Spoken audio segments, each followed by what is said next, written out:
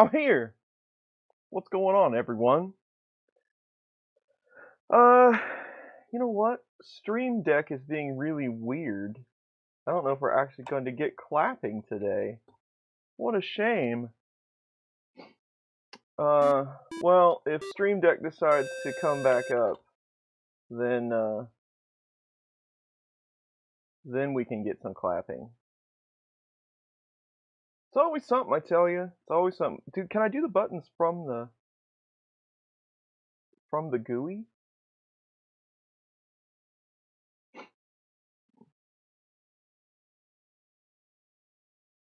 I don't know. So Stream Deck's having a fit. But anyway, what's going on, everybody? There's a whole lot of people in the chat. So today is another fun-filled live stream from the basement. There's a few things going on. I got water, I got coffee, we're all set. Ken's clapping for me, thank you, Ken.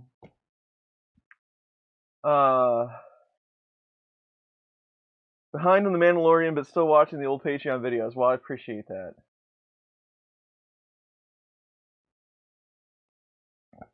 Andrew, a whole bunch of people in here. Ryan Buttram, Esquire. I don't know if you knew that about Ryan or not. Stream Deck is just sitting here flashing at me now. It's like, help! Help! What's it want me to do? So, there's been a couple of interesting things going on. Well, some interesting, some annoying. So, as a maker, you know that you can't improve things without breaking 5 other things, right?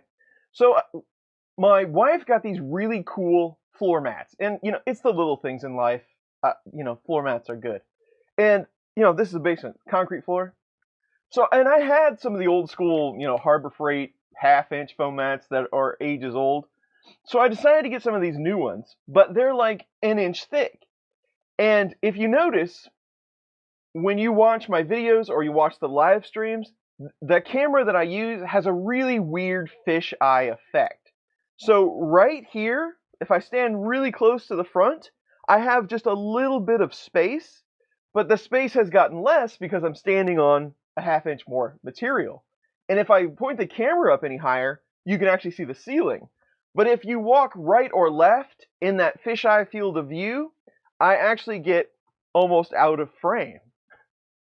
So just the little extra mat has made things a little more interesting. So, you know, there's that.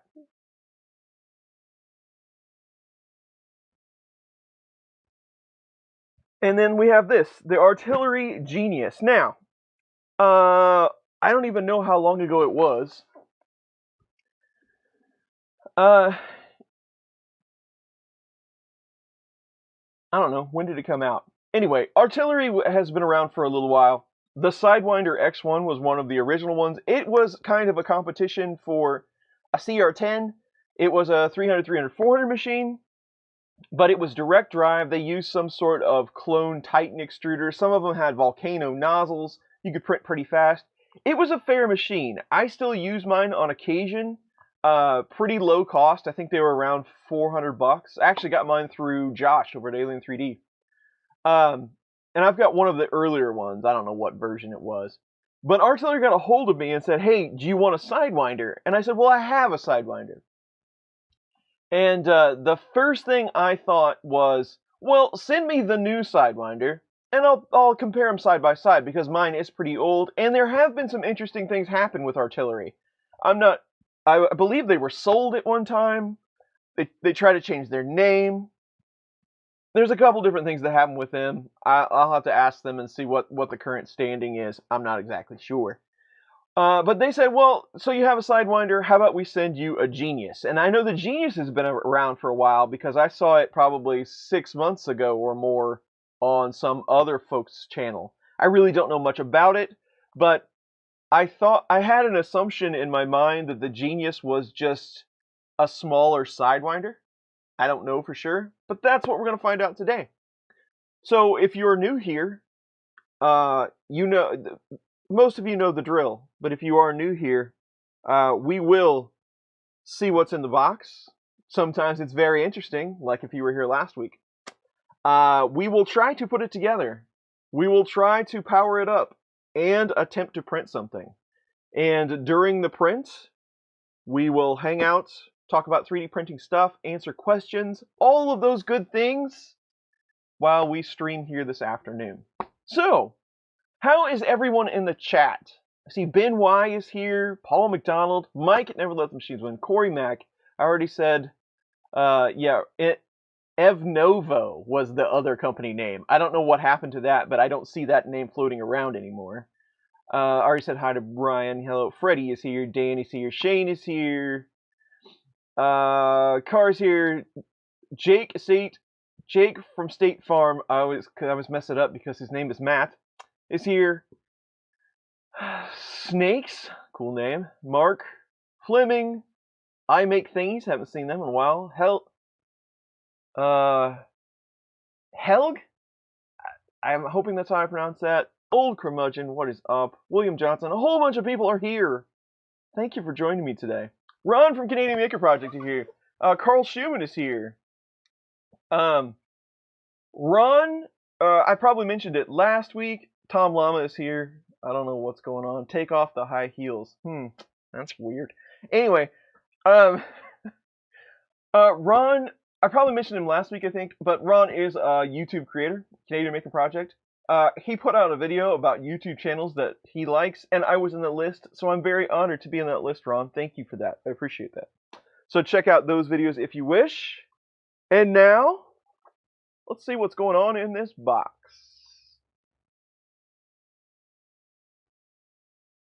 So yeah, even if I stand over here, I'm a little taller. When I get over close to the computer, though, my head's almost out of range. James from Rushmeyer 3D is here. What's up, James? I just talked to him yesterday. Did I hear from Longer about the used printer? Oh, we will talk about that. Drinking some coffee, watching some basement stuff. Absolutely. So I did hear from Longer 3D. So if you tuned into last week's episode of What's in the Basement, we had a Longer 3D, I believe it was an LK1 model. And it was most definitely a return. Somebody had purchased it and returned it because there was glue stick on it. There was burn holes. There was like 5 or 6 things I had to fix. There was a bent bracket. One of the wheels wasn't even touching. So it was definitely not a new machine. And I went back to Longer and they said, hey, we will send you, we don't know what happened. We assumed everything coming out of that warehouse, it came from Los Angeles. Everything out of that warehouse was brand new. We don't know how you got this machine. And I said, fair enough. And I said, I was very disappointed that that happened. And they said, we will send you another machine. Please take that video down. And I get it. It wasn't a fair look at what what they should send me. It wasn't a fair look. It was a mess up. But I don't take videos down. And I told them very kindly that I was no longer interested in doing business with the company. Just certain things, and it's not the fact that I think they're doing a bad job or they have bad printers. It was somebody's mistake that I got that machine. I get it. Something bad happened. But when something like that happens, I just take that as maybe that's a sign that we shouldn't proceed. That's my personal opinion. We've got a lot of other stuff to get to. I don't feel like taking another swing at it, so that's where I left it. Maybe in the future, I don't know, but not anytime soon. So that's where we left that one. Okay. The first thing that totally jumps out at me here is these are injected molded parts on this guy, and it has synchronized lead screws. Very interesting. We do have a manual, a very thick manual, in many different languages.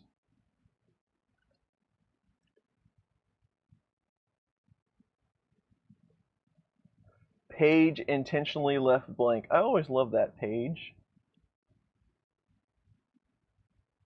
Well, half of the install process is the spool holder, so I'm liking the looks of this.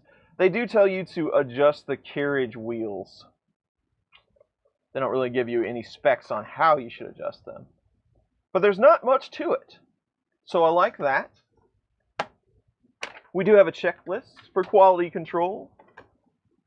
And in all honesty, everything that I've ever dealt with artillery, here's your spool holder. It's kind of a roller skate deal with bearings on it. It does have a run-out sensor. I've never been able to use those successfully. They give you a little bag of tools, power cord, nothing fancy here. But I have to say, everything that I've ever dealt with artillery was pretty good. They've done a fair job on pretty much everything. They do give you some spare parts. Looks like we get another filament sensor, a volcano nozzle, a couple of wheels, some zip ties, and the infamous ribbon cable. So they do give you a spare, which is cool. Here's my hardware. But these, I both like and dislike this whole thing. I have some thoughts about it. You know, like in high speed, it's a little different setup. But like in high speed machinery, a lot of times you see this construction. They'll have a ribbon cable, but it's done in a little different fashion. These don't have really enough restraint to keep them lasting forever. Eventually, you're going to get enough movement on some of these. We'll see how this one is. But like on the X1, eventually you're going to get enough movement where those pins are going to lose some contact, and more than likely, because that happens, because there's not enough strain relief, you're going to end up burning up a pin or something like that. You'll end up with a hot ground and no good. So I like the way that you could implement these, but a lot of times when you see them implemented, they're not exactly how they should be. So they do give you a spare, but after this one, I don't know where you're going to locate that. Maybe artillery sells parts for these more readily than I think, but so that's my thought on that. They work for a while, great.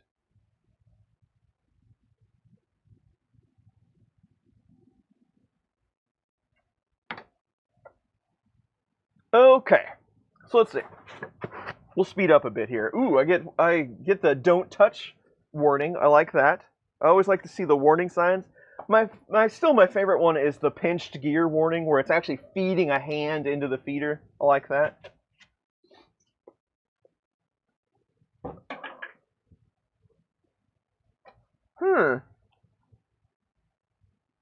The X is actually pretty cool looking.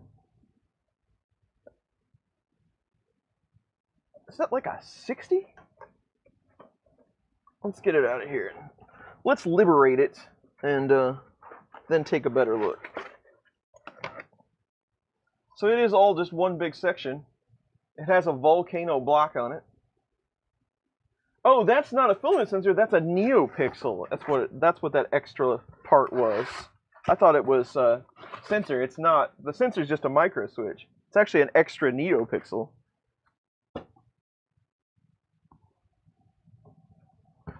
What's the easiest way for this guy? I guess just try to lift this out of here.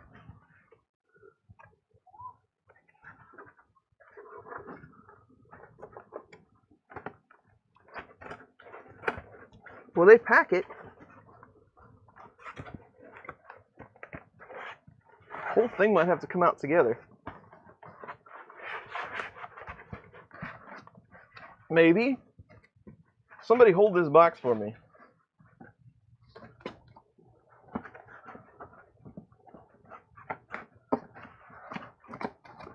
I give them credit on their packing, because it's not going anywhere. It's so secure, no one can get in it.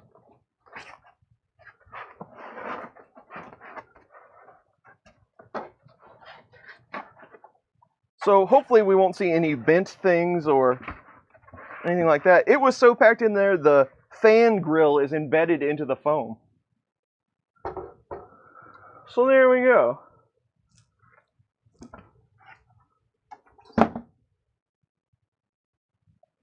So what do we got?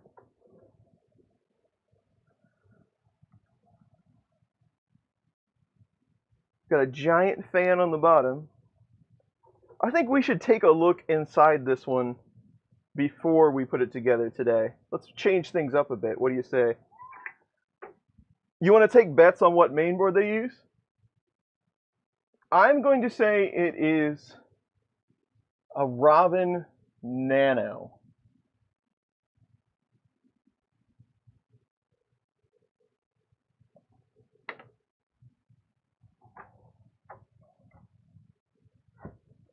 And no cheating if you have one of these.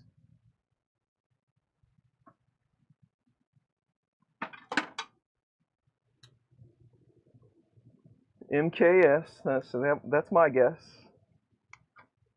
A Christopher Robin? That'd be a pretty sweet board.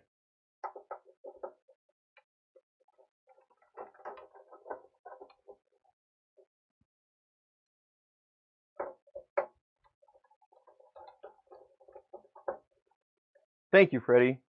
I appreciate the virtual helping hand. Wonder how companies feel about me taking these apart just instantaneously. Like, we're not going to try it. Let's just take it apart. Some would probably say, well, you introduced something that made it go wrong, and it was my fault.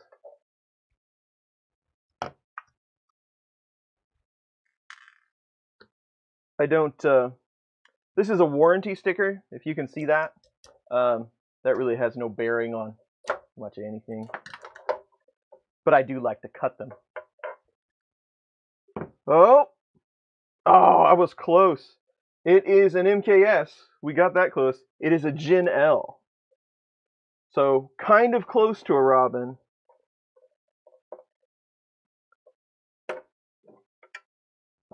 We do have a solid state relay.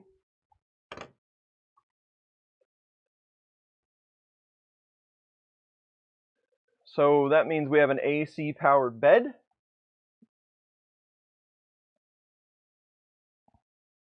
And that thing zoomed in, man.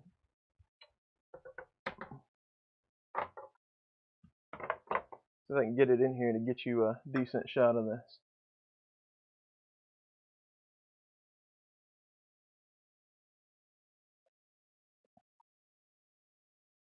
So there is our board. I'm not exactly sure what drivers those might be, but I'm gonna say that they're A4988s. Just by looking at the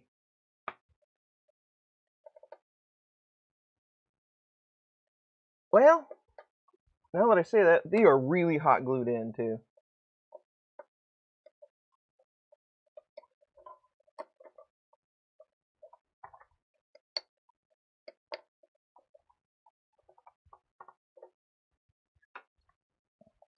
Just minor surgery. Don't tell anybody. It'll be fine. Don't tell anyone. This is just our secret.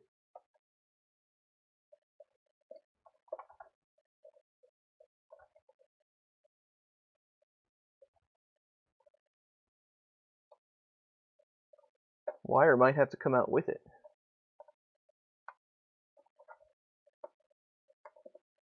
I'm really not going to learn anything by taking this off anyway, but I also really don't want to bend the pins.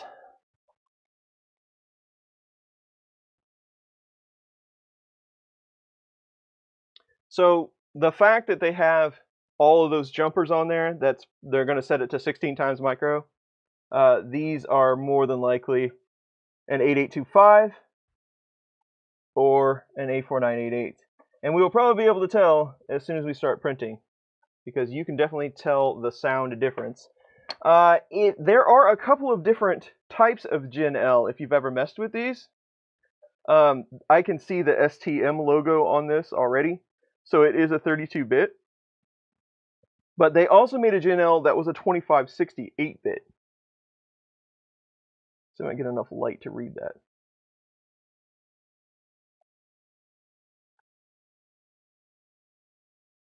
No, this is a 2560. That's not the STM logo, that's the Atmel logo. So there you go. And as far as everything else goes, we do have our 10 amp relay down here. So the bed is AC powered. And a very small 24 volt power supply, 3.5 amp. What's this? Oh, it's just a breakout board for the cables. Gotcha. Okay, so that's what's inside it.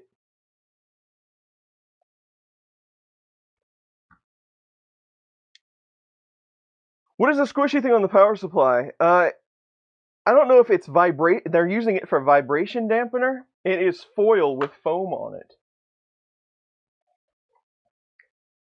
Ryan Butron, the S Gen L is 32-bit. Is that how they name those? I didn't know. I know that I've seen some that say Gen L something, one with 8-bit and one with 32-bit.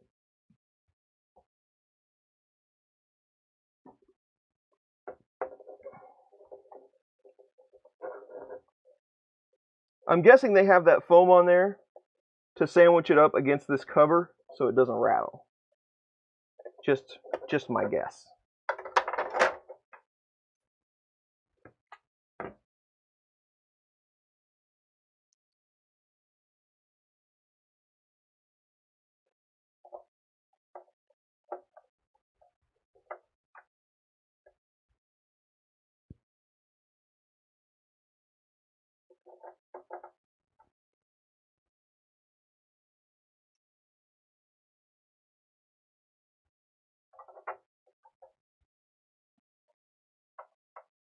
Do I use the Prusa Mini a lot? Yes, I do. I am a big fan of the Prusa Mini. For the money, I think it's a great machine. The only drawback to the Mini is it takes 8 weeks to get one. But I really like it, especially at its price point. I use it a lot for smaller projects. I print a lot of 3D printer parts on the Prusa Mini, in fact.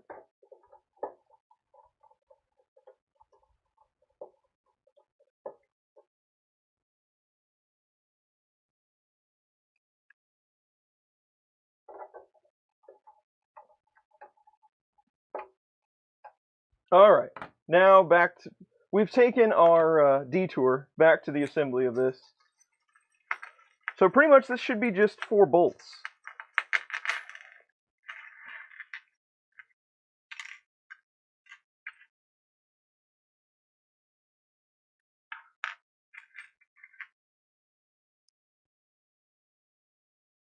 They do give you a few spares, so that's nice. And some lock washers.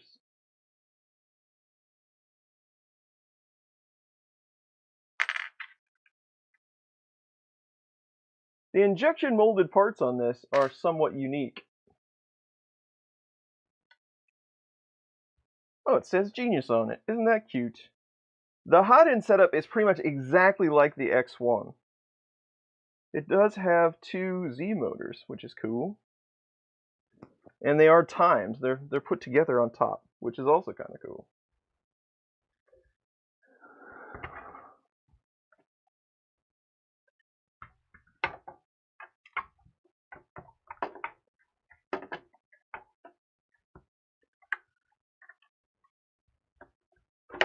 Sure we're not going to get anything pinched.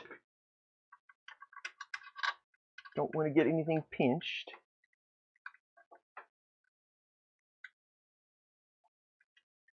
I don't take the easy puns. Well, I shouldn't say that. In the right mood, I do take the easy puns. But yeah, the genius puns will come out.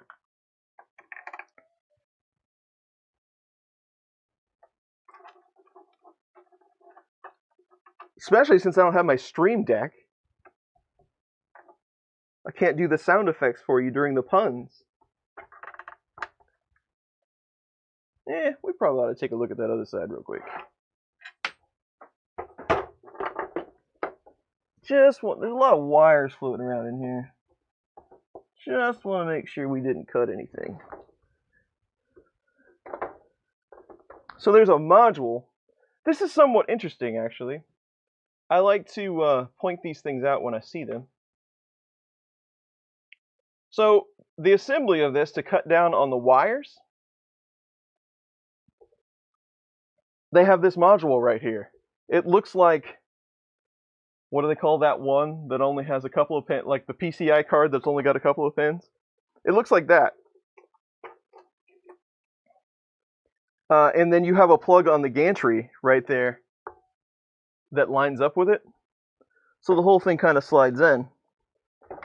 So you have to actually mate that blade up and be sure that it is on where it needs to be during the install process. But it can only go down so far because of that Z motor right there. But you definitely wouldn't want to mess that up. That is for sure.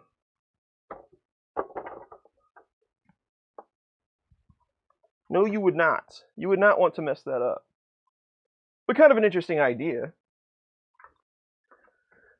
I already dropped the first screw of the day. Going well. Jerry, what's up? I hope you guys are going to have awesome holidays as well. Thank you very much.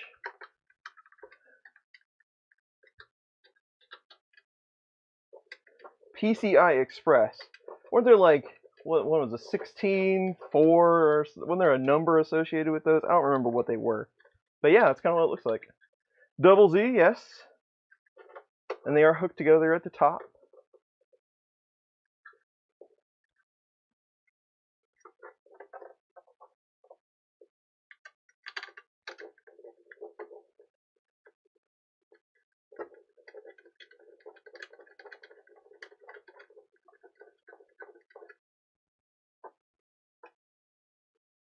You know what? I don't think I remembered. Maybe I did.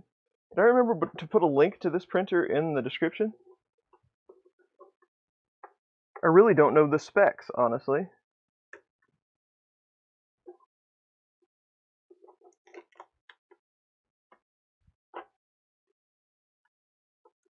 I did not do my due diligence. I should hire some people for that.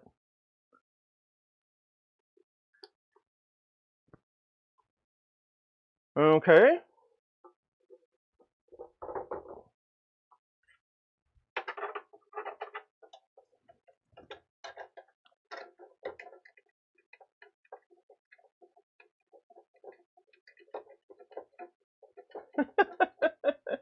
Yeah, you act like I cleaned up when I laid down the new mats. I just put it right over the top. I always end up with a handful. It's really sad too because all of the hardware that I end up using is stainless. So I don't even bother picking it up with a magnet most of the time. Because it's not really all that ferrous, so you can't pick it up. So swept up and in the bin it goes most of the time.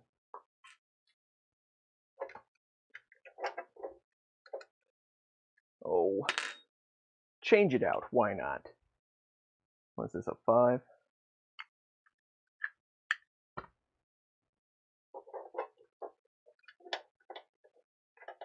Not even consider I cleaned. I cleaned up for roughly 4 minutes to lay the new mats down. I really haven't done a whole lot down here since last week.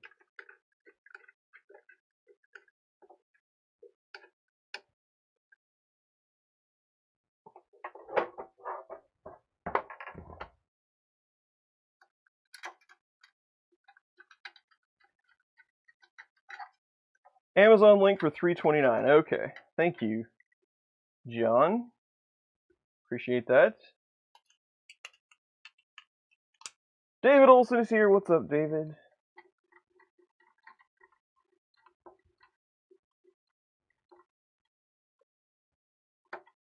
New inbox. That is a step forward already. Absolutely. We're coming up in the world.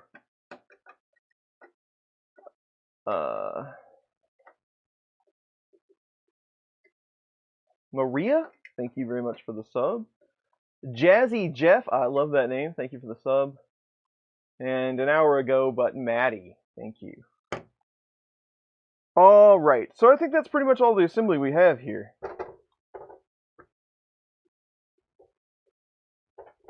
there are quite a few loose belts and things that need to be dealt with. I noticed the Y belt was a little turned over on itself, maybe there. Maybe it's just not very tight, I don't know. But let's take the zips off the gantry, maybe.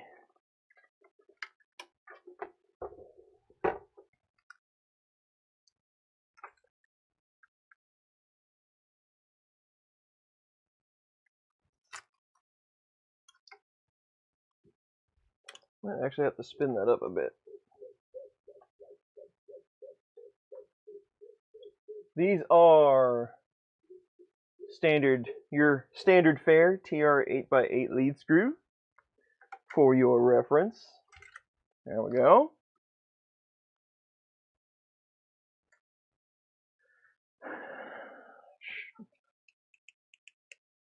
Let's do silk filament today, any color. We'll see what we can find. I don't know if I have a whole roll of silk anywhere. I know I have a ton of samples. Why the belt? Yes. So there's probably confusion on that because you could, so if you had one motor, you could add a second screw and you could synchronize it with a belt across the top, like they've done right here. But this has two motors. Well, we were talking about this last week. So when you connect them at the top, you are trying to combat them becoming unsynchronized. So that would introduce skew in the X. So you could have, when you're using an end stop on one side and you have two motors, it is quite possible that one of those motors is going to be a little higher, a little lower. So you're going to have skew. Now, most of the time, it's very small amounts, and you compensate by leveling the bed. But here, no matter if the power goes off and the Z's drop, they are connected at the top, so they're always going to be somewhat synchronized, and they will fall and climb together. That's the whole gist of why they would do something like this. So there's a little background on that. How efficient is it? Can't tell you, but it is. I mean, it works. I mean, they're not going to get out from each other. So assuming that they're somewhat in time when they put the belt on. All right, so what's up with this Y belt?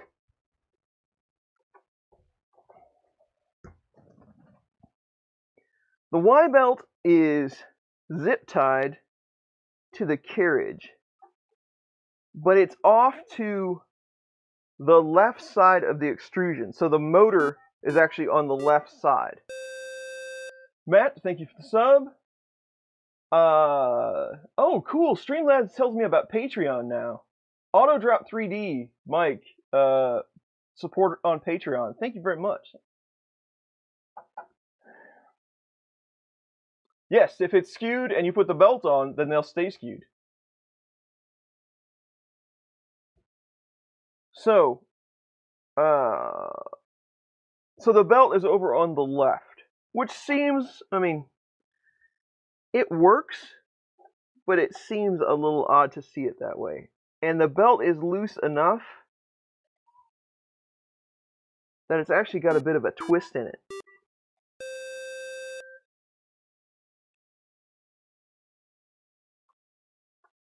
And there's really no way to tension it. That's not good. I don't like to see that.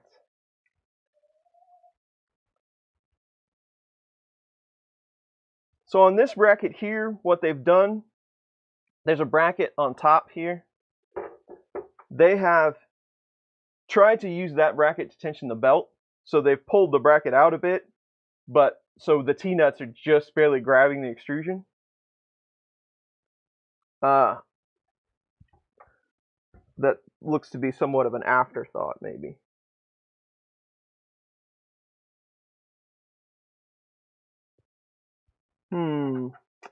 Well, what do I want to do about that?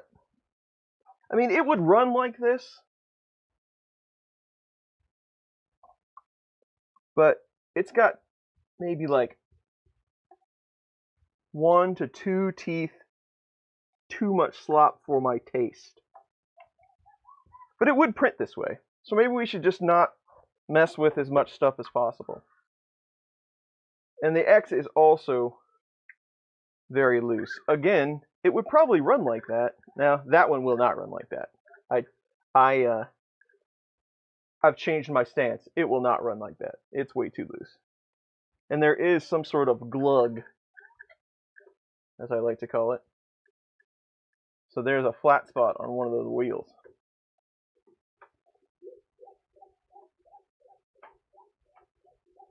How's the bed? Bed runs fairly well.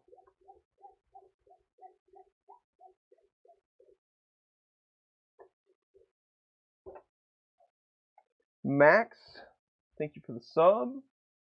Oh, I think I said Matt already. Thanks, Matt. So, what we got here? Which one is causing us headache?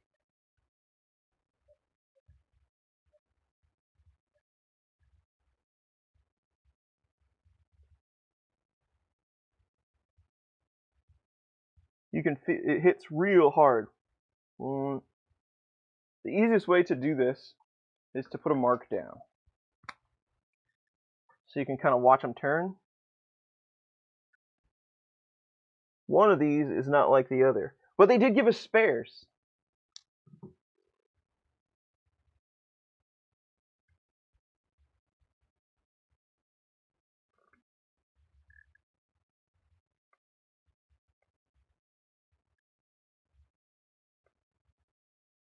I'm gonna say it's this top right one.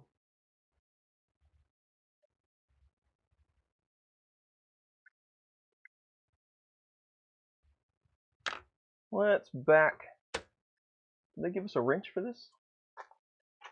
Just out of curiosity. Oh, they did. They gave us a pretty nice wrench, actually.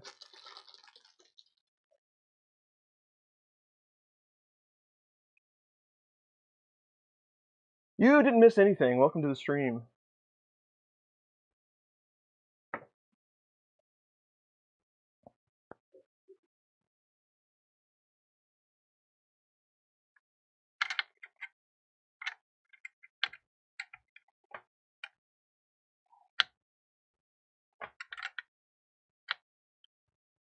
That thing is super tight.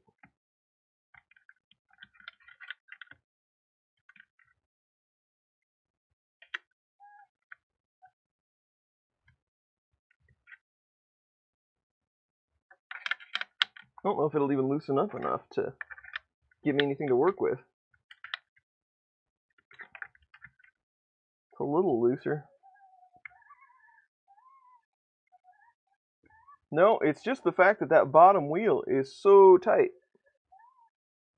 I mean, there's a little crunch up there.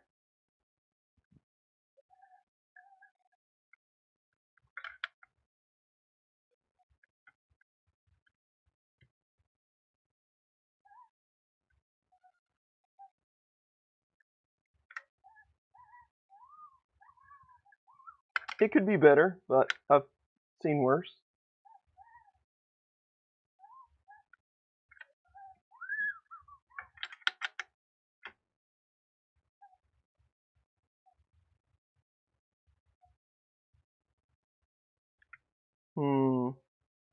No, sir.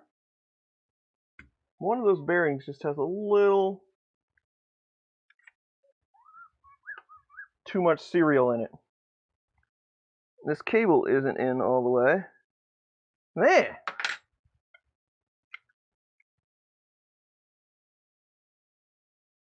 So this is the problem. I don't know if you can see this. So we've got this ribbon cable right here, just fed into the side of this. There's no clip to hold it down or anything like that. It just moves with it.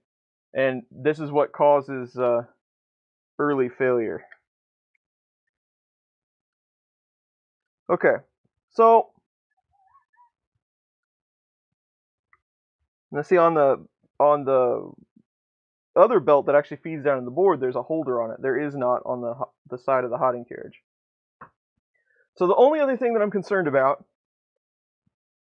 is the X belt. It has a lot of slop in it. Is there any way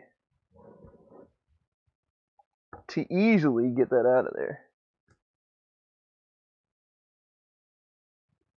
I mean, it will slide just a bit. So this whole bracket would slide just a bit this way. The best fix would be to... How about the idler bracket? Would it slide any? It has a plastic cap on it. The best fix would be to cut the zip strip and retighten that belt. But, you know, that's work. Will they glue that cap on there? That's not fun. Let's see if we can get just a little bit of adjustment out of it.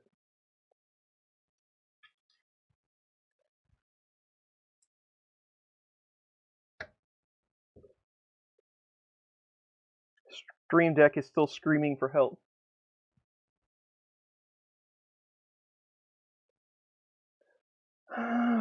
Oh, people are talking at me.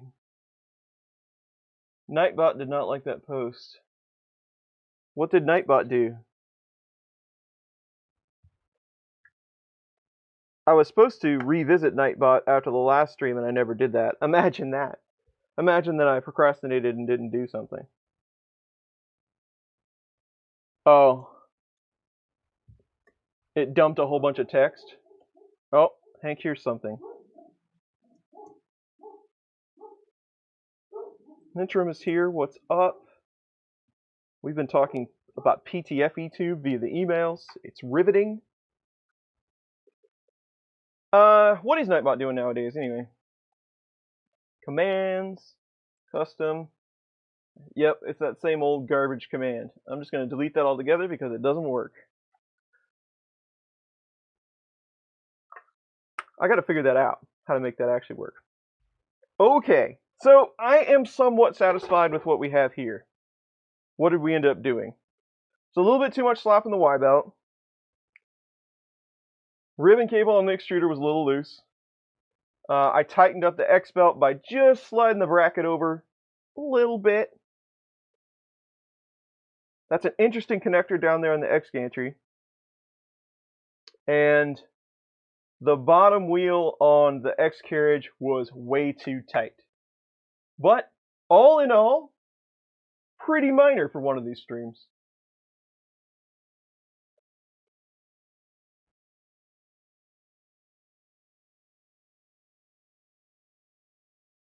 That was Hank in the background, yes. I'm sure that a mailman or Amazon person or something like that has shown up. And he's letting me know that something happened. Uncle Ron's here. What's up, Ron? Yes. I still need to look into that Bowden tube a bit. How do you say Alex Keynes? Is that how you say his last name? I'm not sure. But if you know him, you will know him. Alex does amazing content, and it's very thorough.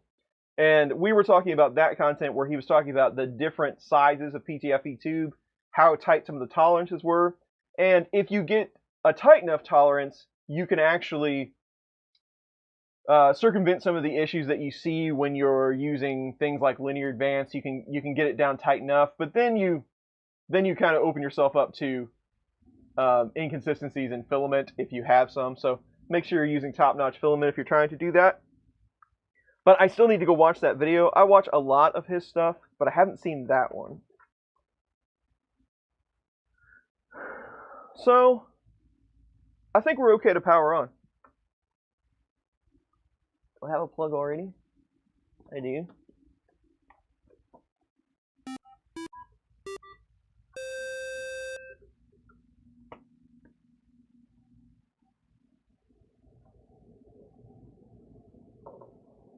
Kins? Chaos is here. What's up? Oh, it beeped. NE, thank you for the sub.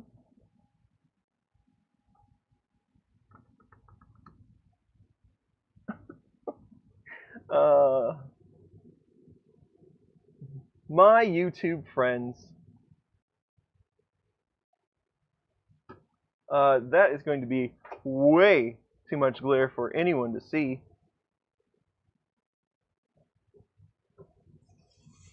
There you go. But they do have artillery icon on their screen. So that's cool and everything.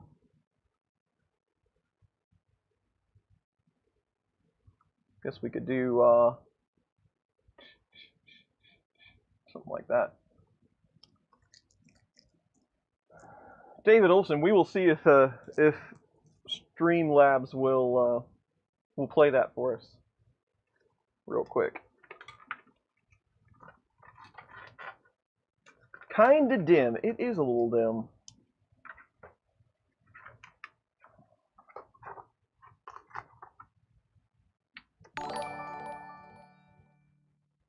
Thanks for awesome content this year. Happy holidays to you and your family. David, thank you so much for the 15 bucks. Much appreciated. And for the kind words. Happy holidays to you all, to everyone. But much appreciated. It's been quite the year, has it not? Quite the year. I guess we can widen this out a bit if you want. If you want to watch me peel stickers off of things.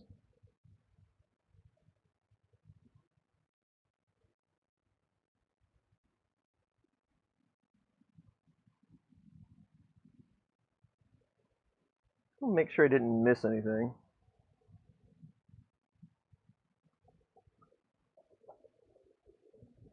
I don't think I did.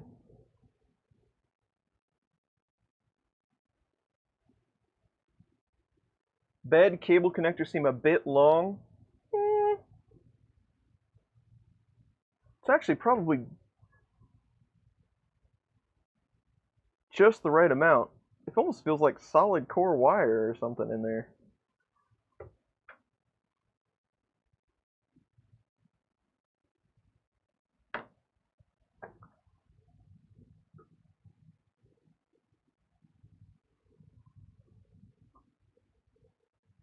So on these, you have this standard. It's just the same as the X1. You have USB and your SD card. I'm guessing they're all controlled serial by the screen. But then you have a USB-B jack over on this side. And these so this is ultra base like material, and it always seems that these have some sort of interesting yellow substance on them. So let's do something about that. At least make an attempt. See?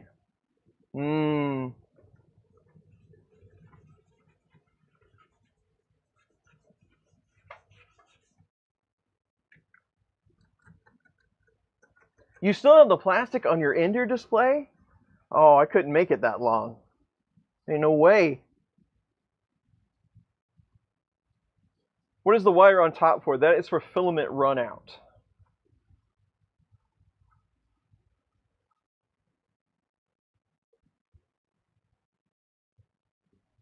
What is the print volume? That is a great question that I don't know the answer to.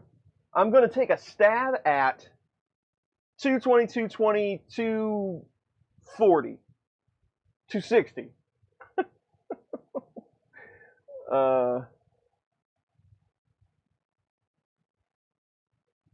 Oh, I have an Amazon link to it in here. Gotcha.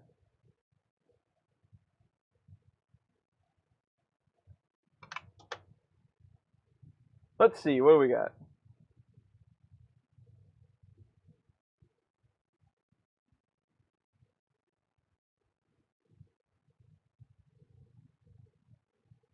There's machine size. 220, 220, 250. I was close.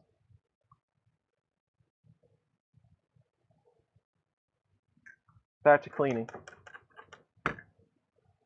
Usually like 6 go-arounds with the alcohol will get this enough that it will actually stick something. Someone suggested some silk filament. You know, I had that really awesome purple silk. wonder if I have any of that left.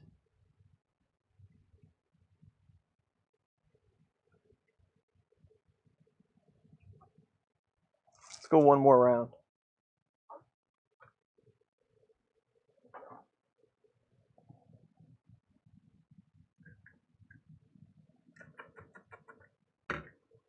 Is that so? I'm seeing a lot of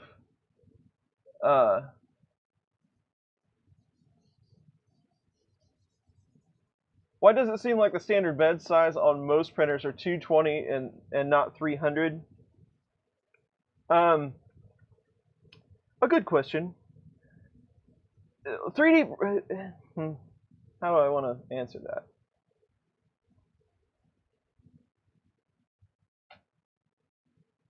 Let's call it hobbyist targeted 3D printers don't actually scale all that well.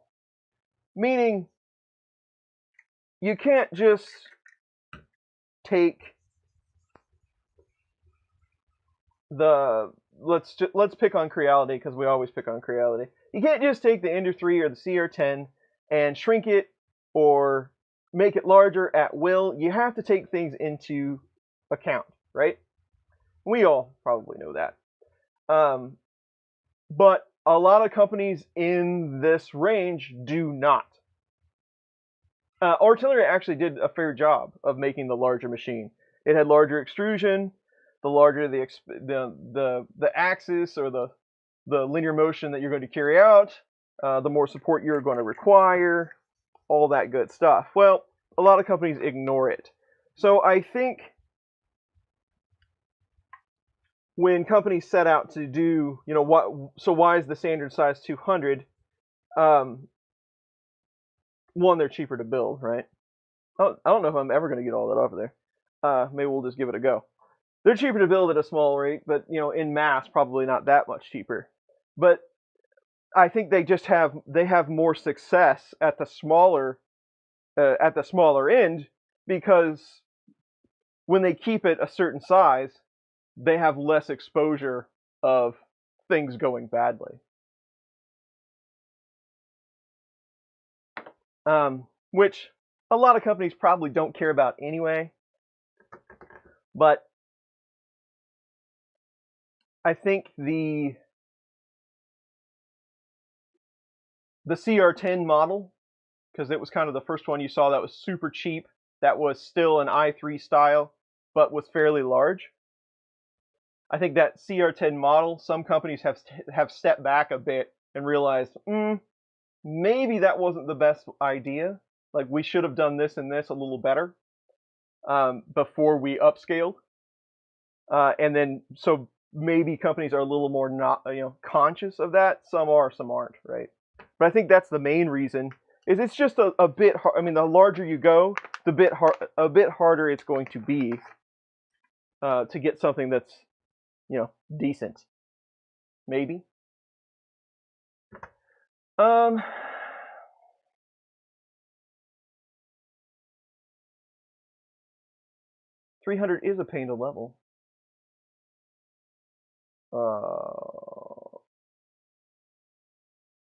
All of these things that people are saying in the chat. Tien, thank you for coming. I'm glad you love the channel.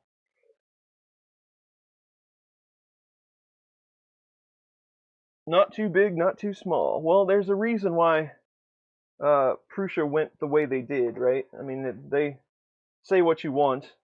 They have some experience with 3D printers.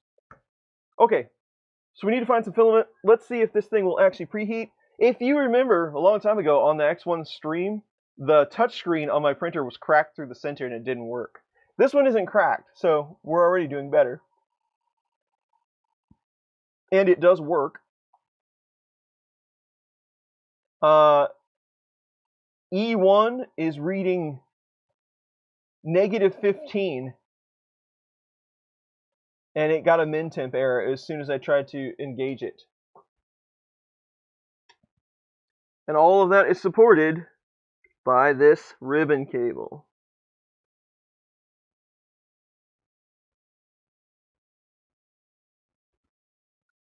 Let's try again.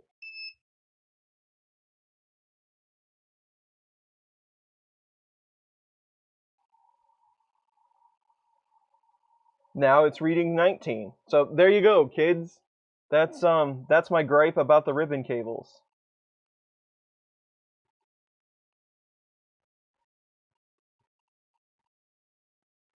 Seems like I just said something about that.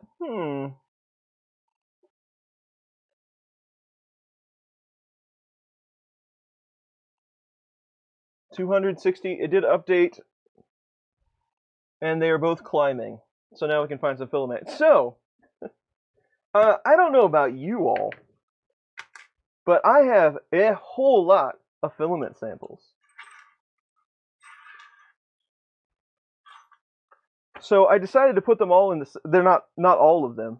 I decided to put a lot of them in just one long box. And it's not completely full yet, but it's getting there. So silk filaments. I'm always up for suggestions of different filaments. So I got, this is Hello 3D silk, which is pretty nice. I got green, purple, silver, and red. It's not, it's a lower end filament, but it's actually still pretty nice filament. What else looks silky? I got some sort of silky bronze, which, I don't know if I have a whole spool of silk filament. I might. I have to go look.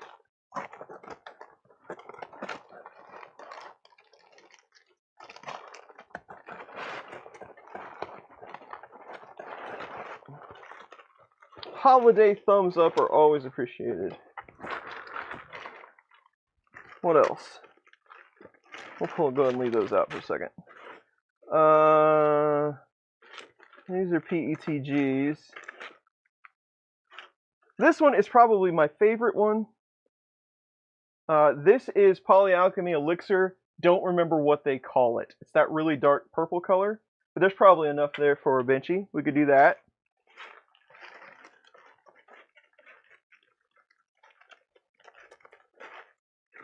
This is Sandoz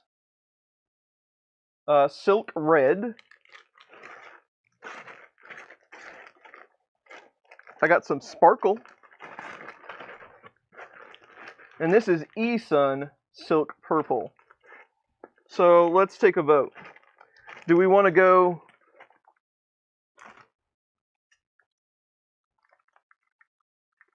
Well, let's just call it red, purple, or green. I'm going to say purple. I say we go with that because I really like that polyalchemy stuff. But I'll let the next 5 chatters decide. Red, purple, or green. Red, purple, purple. Poly purple, purple, purple. Purple it is! And the samples go away for another day.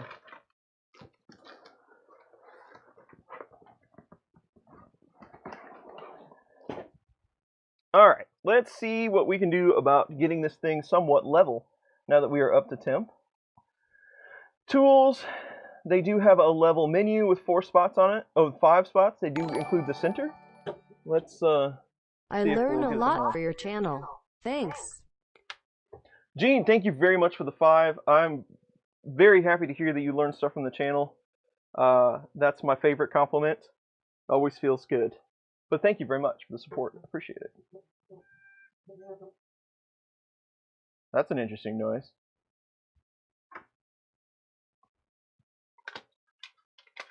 My QC checklist is a little bit too thin for my liking.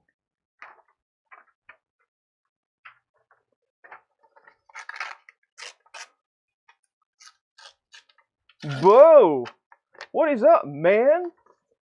Haven't seen you in a while. Thanks for coming to the stream. It does home fast. And it has a bit of a hum to it when it does said homing. Nothing has blown up yet, but the day is still young.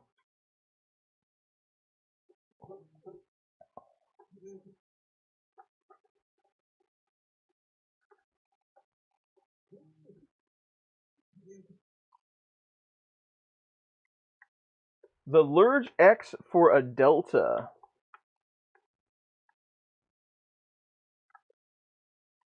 Those Lurge boards are pretty unique, I have to say. It is very interesting to see them. That's a little too tight. It's a little raised in the center, but we're probably all used to that. It is interesting that you can get them configured from the screen. That's kind of cool. I give it that. But as any of you have used one of those screens, it's very arduous to go through all the different screens and tick all the different settings. So configuring them really wasn't that much fun. Now, you probably only have to do it once, right? But still, it was kind of a pain to do. That's much better.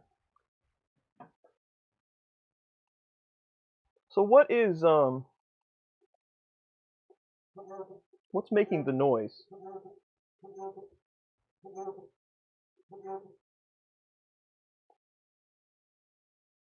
There's a very rubby noise on the Z.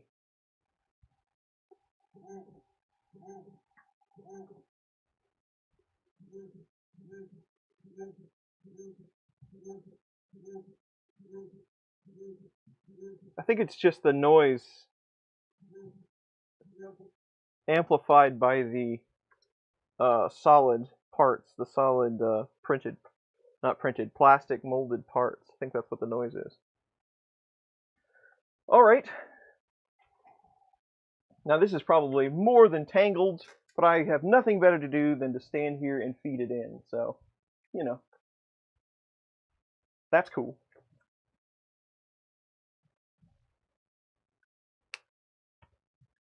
It could be that they're a bit dry. They do have some grease on them, but probably none that I would call super awesome.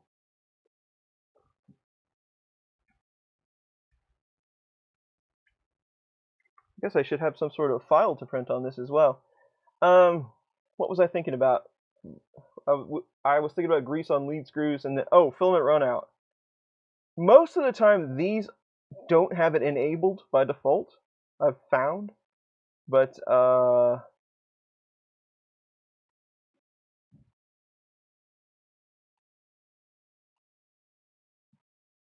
more colors.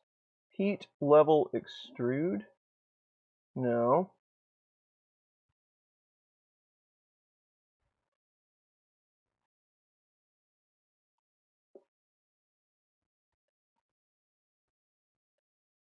Where might it be? What is continue?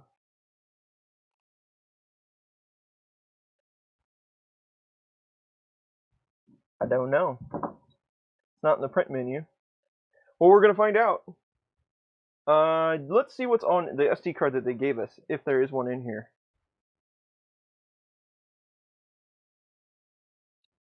Oh, it's just a flash drive. It's a 1 gig flash drive. Let's see what's on it anyway.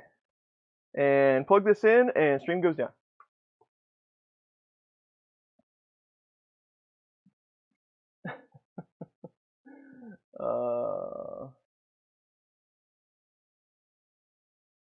Could be. Okay.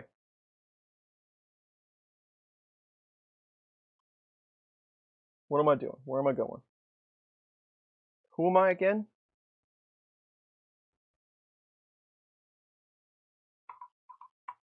Come on, Slicer. You can do this.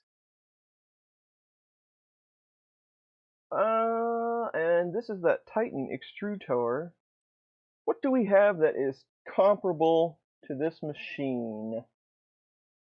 How about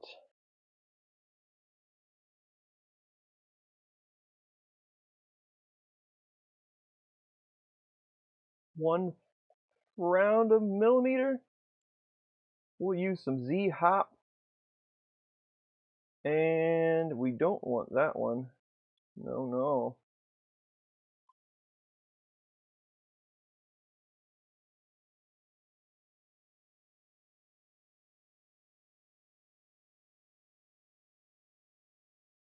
One moment. What is on that? I never know what screen this stuff's going to pop up on. What's on that SD card or USB drive? There is some G code. There is a Slick3R init file.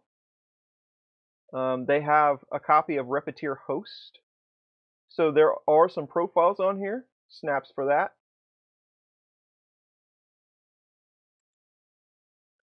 Some of these you have to, this one shouldn't be this way because it's a regular maker-based style.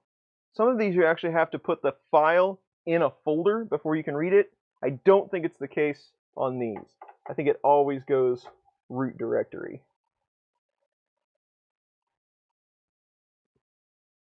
Yes. Go man, oh, it's going to sit there and flash the whole time it's printing.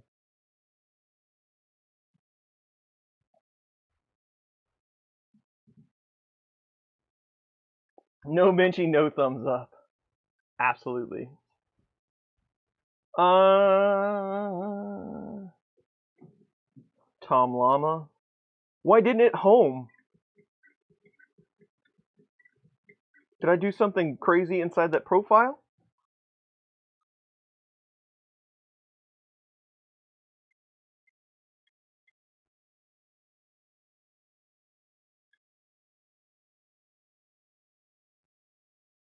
That was really strange that it didn't home.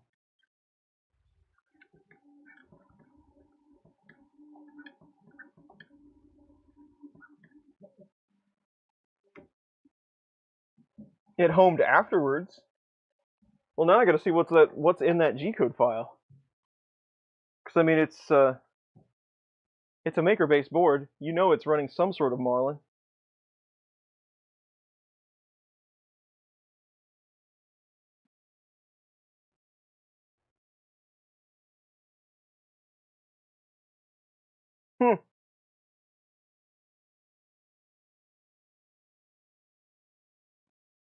I am just going to stick an M400 in it.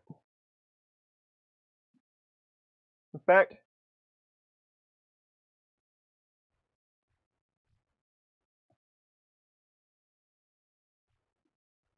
I might do that twice.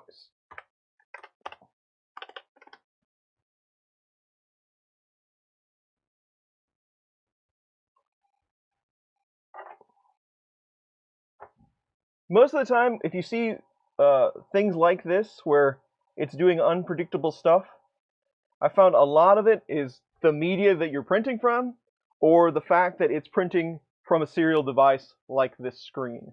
So that's just my experience, but we'll see what happens this time. Santa benchy.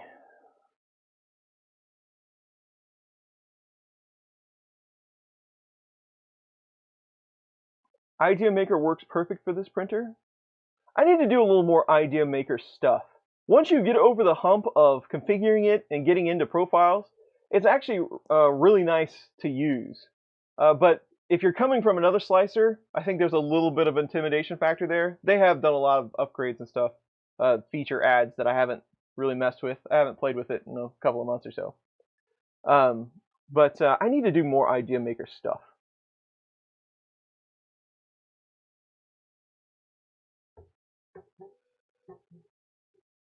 See, there you go. It did it that time.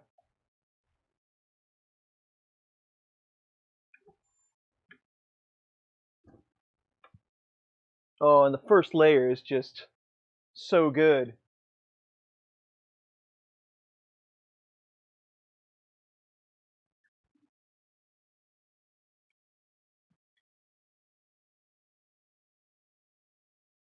Oh, it's too good.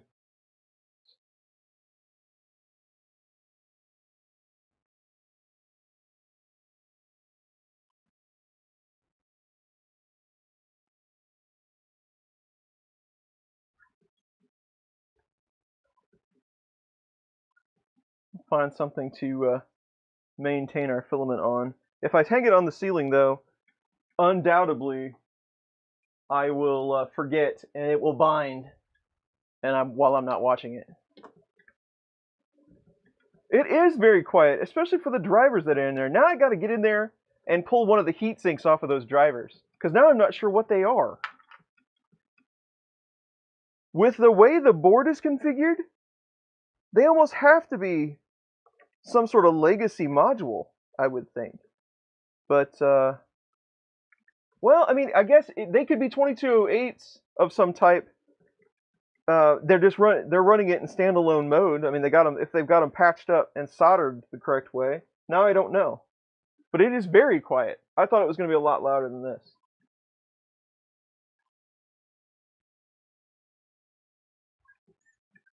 Okay, what do you say? Coffee break time?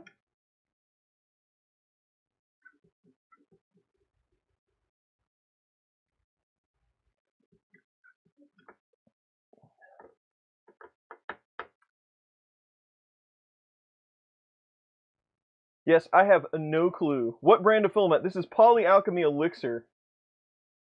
I don't remember what the name of the color is. Espresso, please. Excellent. Sergio's here. What's up? Okay, quick coffee break, everybody, and then we'll come back and watch this thing print and chat for a moment. Or, you know, an hour and a half. I'll be back.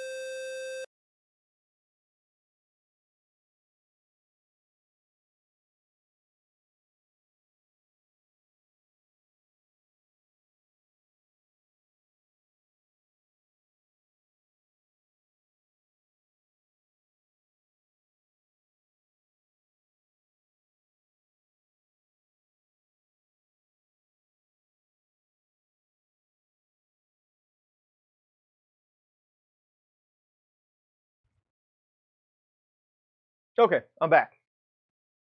So now what are we going to do? I'm sure there's lots of things that happened in the chat that I missed, so I will try to catch all of those now.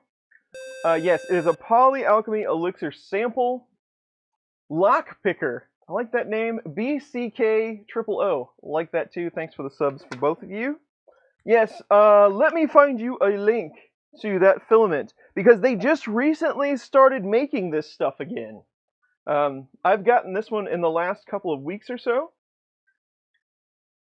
Mine came in the Maker Box. Maker Box might tell me what they've had in recent shipments. Maybe not.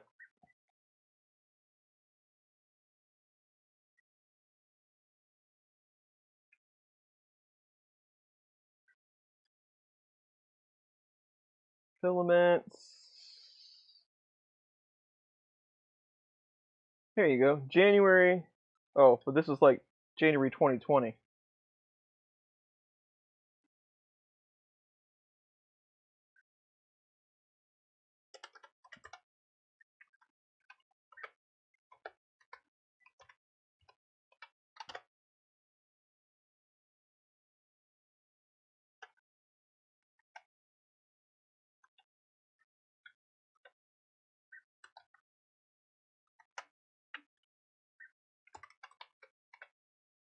See if I can find it. Nightshade is what color this is.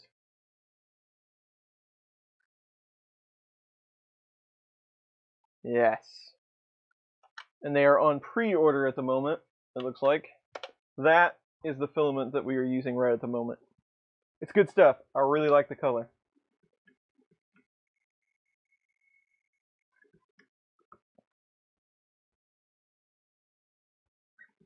Dave Randolph, there's always another printer. You know that, sir. Can you print some PETG? Absolutely.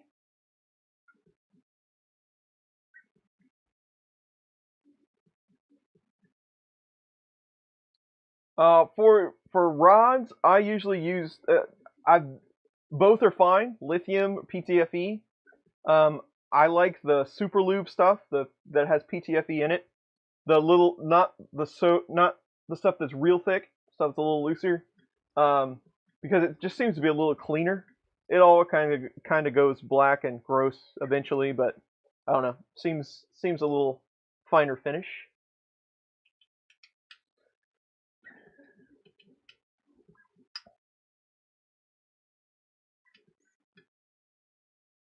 Any possibility with the SKR CR6 board? They offered to send me one of those boards, but I don't have a CR6, so I really didn't think it would be a good fit. I don't plan on having a CR6, so I probably won't do anything with the board either. Sorry about that.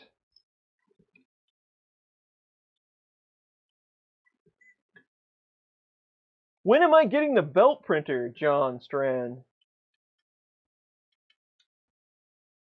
There you go, right there. Dave, I should have known. Should have known.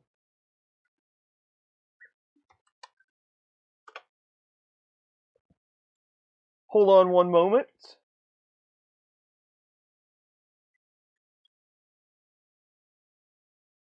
Here you go.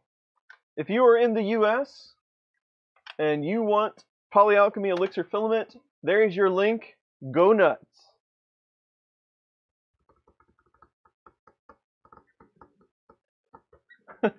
Ken. Not that kind of gross, Ken. Dual instops for Z? It's a good question. It does. Yes, it does. Well, wait for it. Maybe it does not. It just has it over on the right. It's just got one. It's just over on the right-hand side. So yeah, still one. It's just on the opposite end that you normally see it.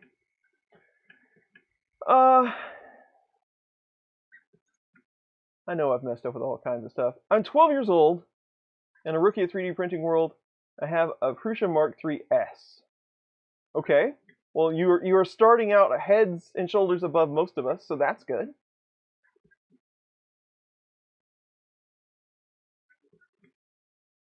Yes, PETG is going to be fine on your Ender 3. It is, if you get your settings right, PETG is almost as easy as PLA, in my opinion. Make sure it's nice and dry. You'll have a much easier time.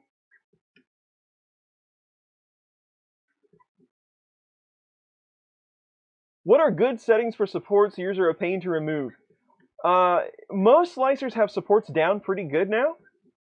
The first, if supports are hard to remove, the first thing that I look at is maybe you're over extruding just a bit and you don't know it. Because on the supports, the slicer aims to put a bit of a gap in there so that you can remove them easily. And a lot of times, if that gap isn't there and they're sticking too tight, you're over extruding just a bit. And remember, if you are going down the calibration path, anytime you have to calibrate, especially things like extrusion, it's going to be different from filament to filament. And it's on a very small scale, but it might be just enough to make support removal a pain. So try to get your extrusion nailed down. And just as a test, reduce your extrusion multiplier just a bit. They're usually always set to 100%. Put it down to like 0.95, just to see if it makes the supports easier to remove, and just to see if it changes the print quality any, because it might actually make it a little bit better. But then go from there. Now you know it's a problem. Then go trying to chase the calibration and get good numbers, just as a test. So that's what I would recommend you do first.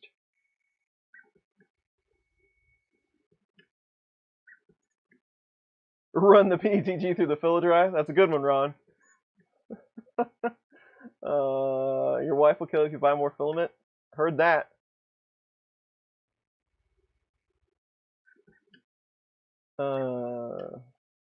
Oh, for $25 just for shipping one roll.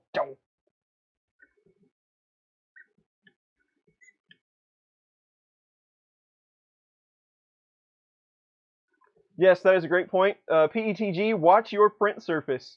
A lot of different print surfaces, you need some sort of.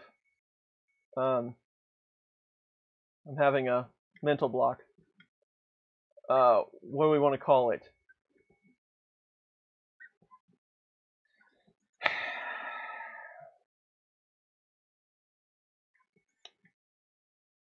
There's a phrase for it and I can't think of it right off the top of my head, but you need some sort of barrier in between the PETG and the print surface. Glue stick works pretty good, hairspray works pretty good, but on some surfaces it sticks just too well and you'll actually pull chunks out of it.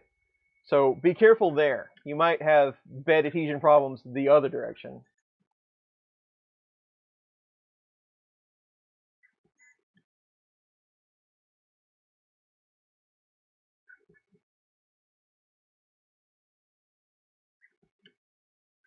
Awesome. Dave is working on dryers for PETG, so he can start selling it to us. That will be fantastic.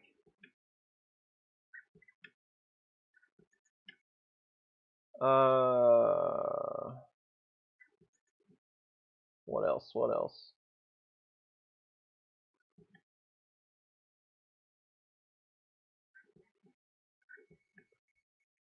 Release agent. That's pretty good. I still can't think of the term that I was thinking. What do they call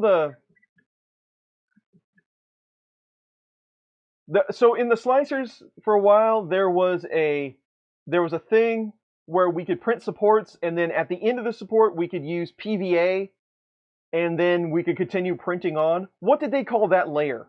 Because that's the word I'm thinking of. How high can this area be on the Genius? I'm not exactly sure what's inside that hot end. If there's a PTFE tube, you can't go much over 250, but I'm not sure. Interface layer. That's what I was thinking of. Thank you. That's the word I was trying. That's the phrase I was trying to come up with. I would call putting the glue stick down before the print an interface layer. Phew. That one was hurting me.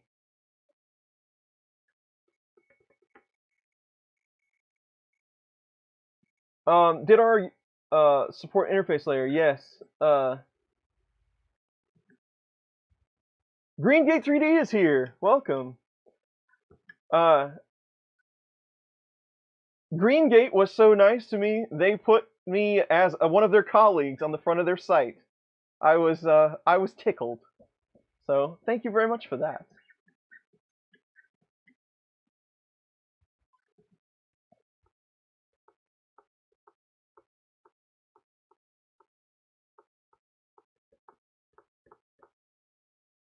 The X1, it has a PTFE tube in the hot end, so there you go. I couldn't remember if it did or not, so I'm sure that this one does. So yes, you can't get, I'd stay away from 250. Keep it lower than that, because you'll start to grade things and stuff doesn't go so well for any of us. Yes, this is the Artillery Genius. D is here, what's up?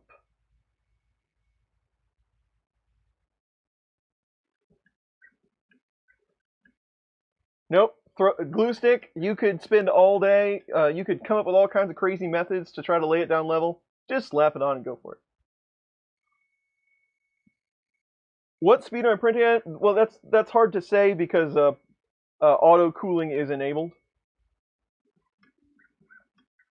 But top speed on this profile would be infill, and it would be 60 millimeters a second, but we're not going near that fast. Perimeters, top layer, stuff like that, maybe 30, 35. So it's not printing very fast at all.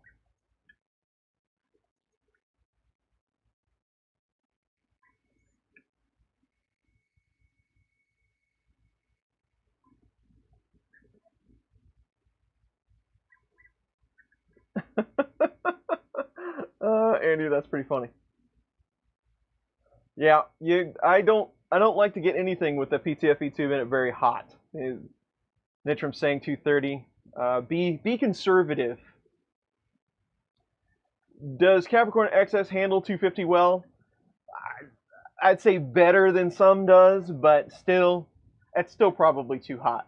You can go look at their chart and the tests that they've done, but it's still got PTFE in it, and that that can release some pretty nasty stuff if you get it too hot.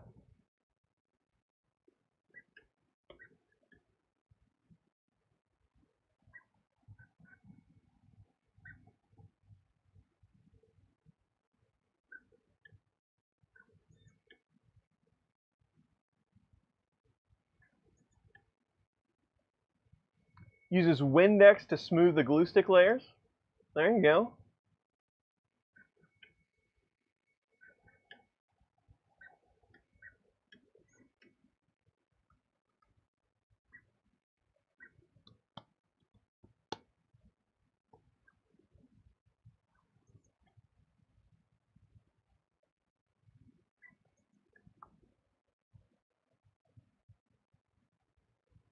Oh, what else? I did not see the Cyber Prusa video yet. I need to watch it though. I saw the thumbnail. It looks pretty awesome. I gotta check that out. Carl Brown is here. What is up?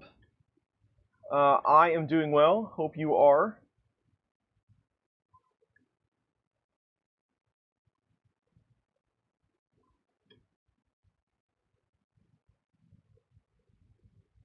Yes, Christopher. That's Alex. That's him. He has a lot of super high technical content out there. It's good stuff, and he's somewhat entertaining, so that helps as well. But he knows his stuff.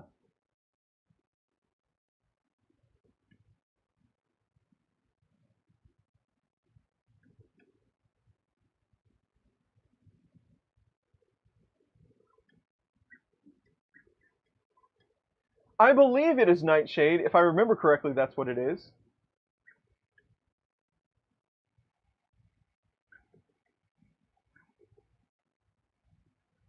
Yes, the benchy is looking very nice so far. It's got one little spot there in the back, but looking really good.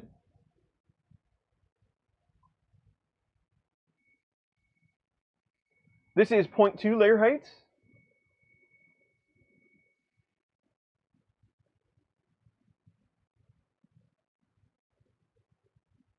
So printing speed is going to be pretty low because of auto cooling. You've never seen Alex, Tom? What hell? You need to go check him out, definitely. He cracks me up. But, and you'll get that joke if you watch his content.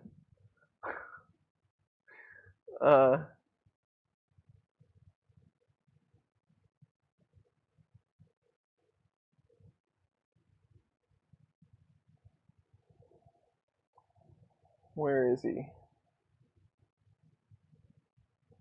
There he is.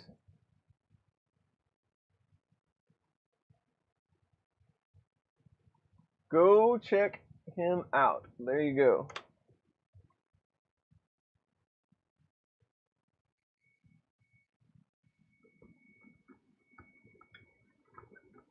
Still have never printed a benchy.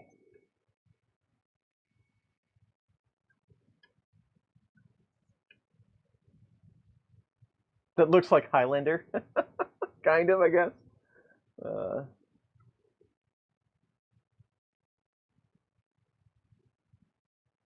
Do I recommend Prusa Slicer, Cura, or any other slicer? I think slicing is a lot of personal preference nowadays because a lot of them are good. Idea Maker is good. I don't use Cura a lot just because I don't like the way it does certain things sometimes, and you got to kind of dig around in a whole lot of settings. I prefer Prusa Slicer because I know where everything is. I'm just really familiar with it because I've been using it a long time. So, if you ask me, Prusa Slicer, but there's a lot of great ones out there.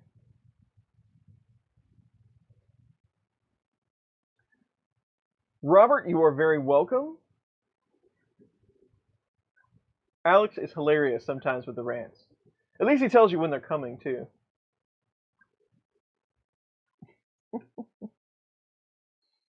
Uh, Duncan or Connor.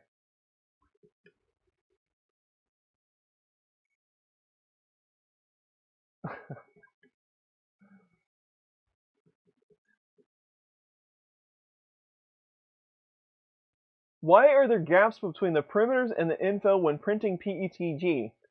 Well, I guess PETG could have a problem with sticking to itself, because it is kind of a stickier material. It tends to string. So you could be, like, when you're trying to try to lay that down, you could be taking off in the opposite direction and pulling on it a bit. So that's just my first guess of why. Slow down a bit. Try that, and maybe set your infill overlap just a bit higher, because it is going to react differently. The elasticity of PETG is going to be different than PLA. So your retractions and when you interact with the filament, they're going to have to be at different rates. You're going to have to be a little more forgiving with PETG and let it do its thing.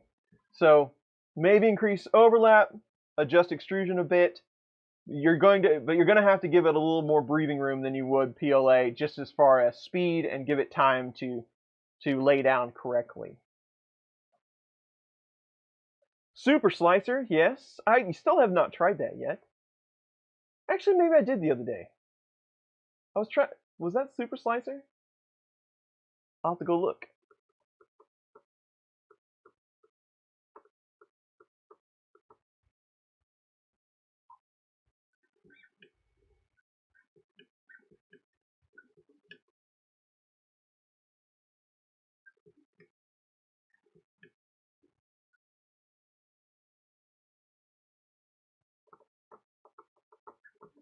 Still can't stop watching Strong Bad? That's because Strong Bad is awesome. Can I do more 3D printer races? I could. Soup or Slicer? I'd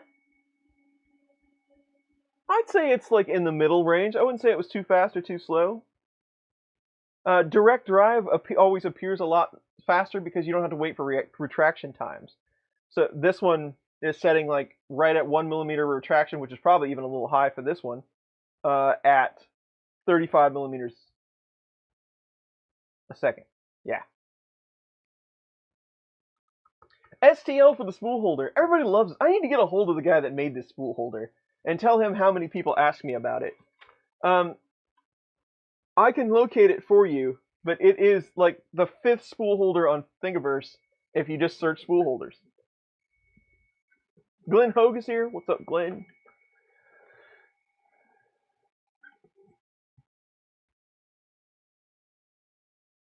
SpaceX is working on the rocket.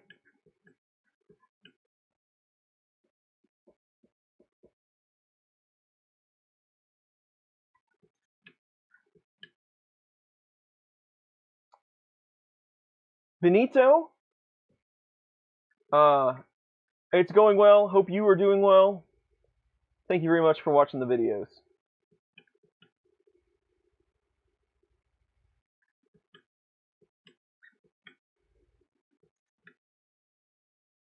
I know, Ben, that is a great idea, and I've thought about that. I should just add it to the list of all the default stuff that comes into the videos.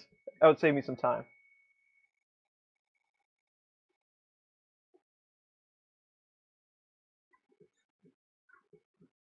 Any word on update from S3D? I have heard nothing. I don't know that anybody else has heard anything out of them. I was trying to kind of follow that a bit just to see what they were going to do. I don't use it. I haven't used it. I barely used it ever, and I haven't used it in ages. But the only thing that I always really liked about S3D is the multi-processing you could do. But no, I haven't heard any updates out of them. I'm kind of surprised that they're still doing business, but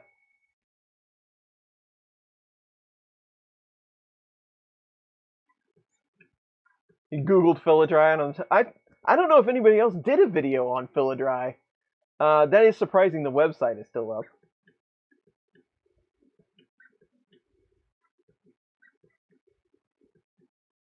Printing for SpaceX.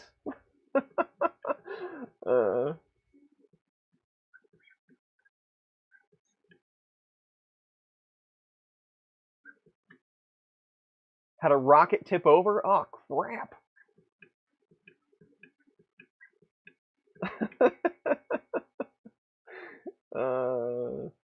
There you go. James has the spool holder number for us. 943563.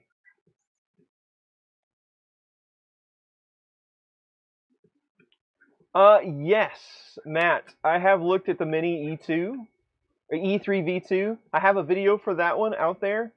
There's also one coming up that's a turbo board that we're going to be looking at soon. It's I believe it is also a mini board.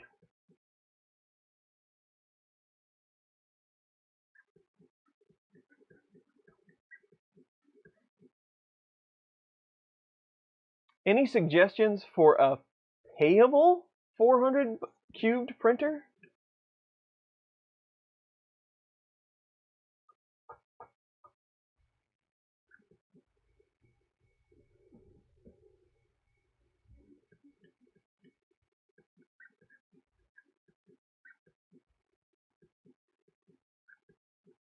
Nice. Waiting on your CR6.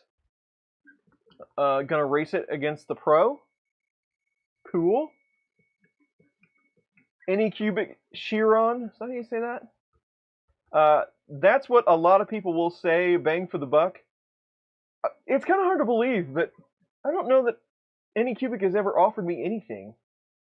But it would be interesting to see one of those because they are beasts and they're very, very moderately priced. Red Light Mike is here. What's up, Mike?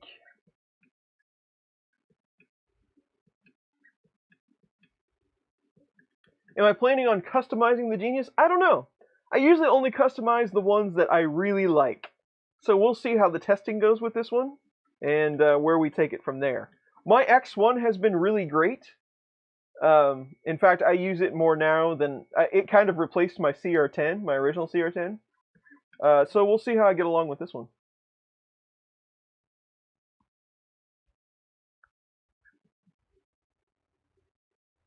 More than $1,000 and it should work well.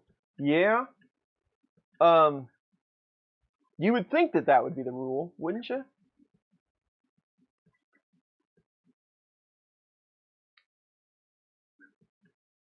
Go-to place for info? Awesome.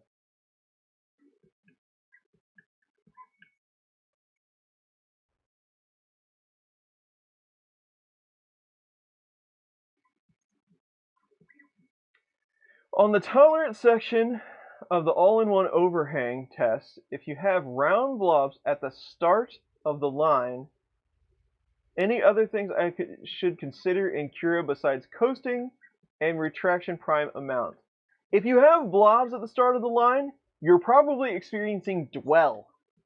That's when you are waiting too long to make the next movement. That could be a lot of things, but it depends. So I would have to see the print and to give you a little bit more advice. But if you see it on the corner or you see it really exaggerated on the seam, then you probably, your jerk value for Z is probably too low. Then if you see it, you know, regular print like on the corner of infill or anytime you're making X and Y movements when you're not in Z, you might check jerk there, but you also don't want it to be very high, depending on the printer you have, and that's instantaneous movement, right? So you're it's waiting too long, it's causing the blob to make the next action, more than likely.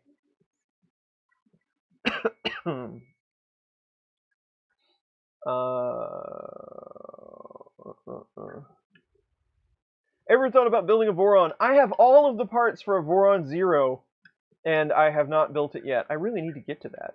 First impression, I like it. It looks cool. I even kind of like the molded parts. It's a lot quieter than I thought it would be. I still need to do some investigation on the drivers. I do like this direct drive extruder setup.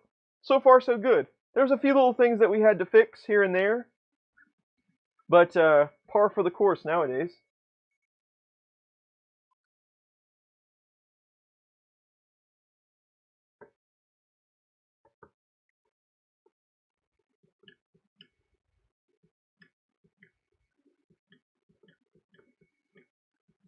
Mike's Chiron is okay. Chiron is okay. Speed time, hot glue. Yeah. Yeah, I don't know. People ask me about it all the time. G-code flavor? I like vanilla. Strawberry's good. What's the best setup for 2130s? Well, 21, I mean, I'm not sure how that question is being asked. 2130s work on everything. You just have some considerations to make.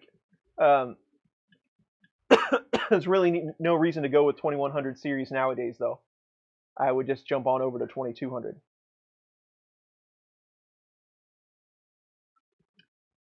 Did they take care of replacing the screen on the X1? They absolutely did. Yes.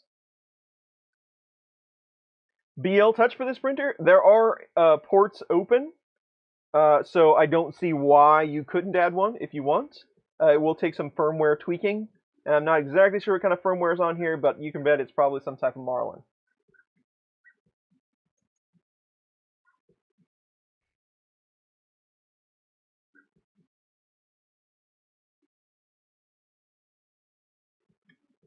What? Now what's Nightbot doing? Oh, I only got timed out for 5 seconds, though. What did it try to block?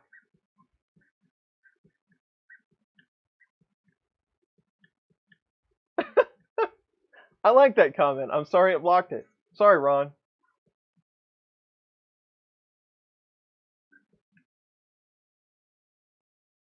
To build a switch wire, probably. I got so many builds to do.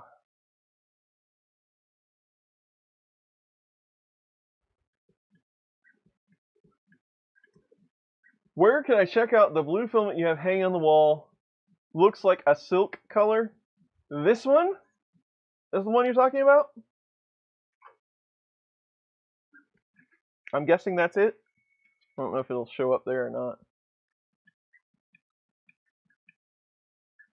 not. That is Filamentum Iceland Blue, I think is what they call this. It is available at Printed Solid, if you would like to go check it out. It's cool. I like it, but only for certain situations because it is very clear, and it will show every bit of the infill. So if that's what you're going for, that's the filament for you. But it is very transparent. So just keep that in mind.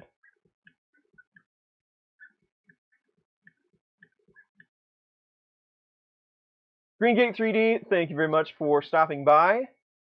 We will do our best.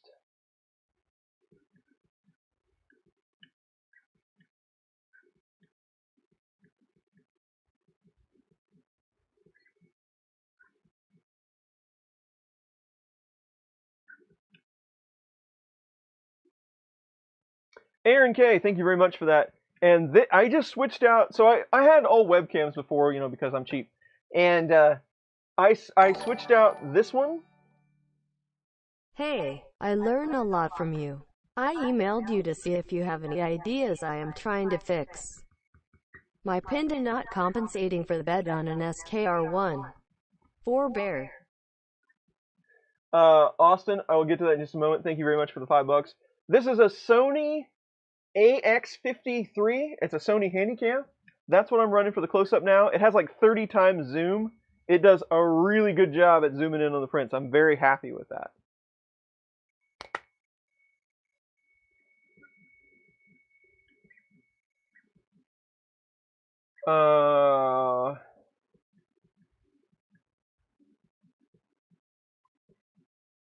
Yep, too many layer shifts. So the 2200 series can handle more current. 2130s, they do, they handle less current, but 2130s tend, unless you have them on the right setup, especially if you can get them integrated on a PCB that has a lot of mass, a lot of copper behind it to keep them cool, you're way better off. As a silent step stick on the little boards that we're used to, they really don't work all that great. I have seen some implementations where they worked better, but most of the time they get too hot and they're going to go into thermal shutdown, or you're going to start to see skipping or something like that, unless you have heatsink on the bottom, heatsink on the top, fan. They're just going to be a lot pickier than a 2200. So centerless homing, if you want that, go 2209, get away from the 2100 series, and you will be a lot happier. So there you go. That would be perfect for lithophanes. Fishing line, not filament. I do have, there is fishing line back there for the hang printer. Okay, so you sent me an email about Penda compensation. If that's been in the last couple of days, I am totally swamped with emails. It's not compensating for the bed on your SKR-1.4. There could be all kinds of things why it's not doing that. So I have to ask like hundreds of questions to be able to figure this out. But Austin, so what's happening? You G28, you G29, you do the level, then you go straight into the print, and you don't see it adjusting left to right as you're moving across the bed. Is that the scenario? Does it complete the level successfully? There's no errors that say anything about probe failed or anything like that. You hit all the points before you start printing. Is that what you see? And then it's not compensating. Thanks. I was looking into buying this until I decided to mod my printer first. Your videos helped me troubleshoot a lot of stuff. The ribbon cable hotend modability. Yeah, thank you very much. I'm totally gonna butcher this. Katlinga? Maybe I came close. Thank you very much for the 10. Much appreciated.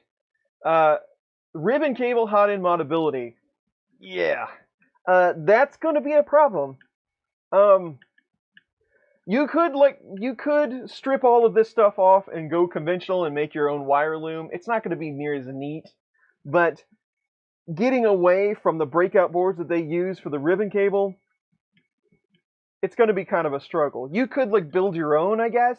You could switch over to, I don't know, you could probably even use, I mean, a lot of these printer companies are using USB-C or HDMI. But you could try to build your own PCB and go that direction. But as far as getting away from those modules, it's going to be kind of tough without changing a whole bunch of stuff. I wish I had a better answer for that. Maybe somebody has already done that out there, though. There's a lot of people that make a lot of cool custom PCBs for the hobbyist. So maybe somebody's already thought of a way around it, made some PCBs up, I don't know. But right off the bat, it's going to be kind of a trick without rewiring a whole bunch of stuff.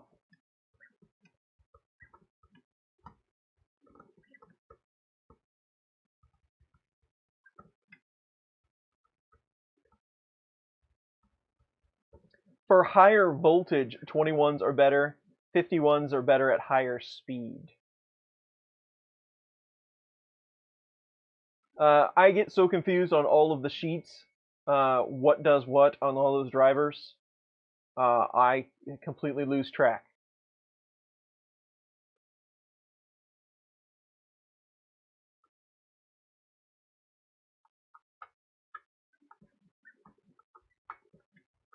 Teaching text printed box. I'm not sure what that is, but you have heat sinks on your 2130s, no problems. As long as you can get enough cooling, there shouldn't be an issue. But they do like cooling.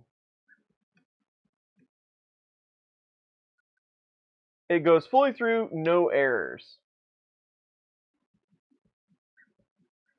Desktop CNC, I've thought about it. I don't have a really good place to do to any type of CNC. It would have to be very. I would have to have like an X carve or something, which would be kind of cool to have. But I don't have a lot of good places to do it. Um,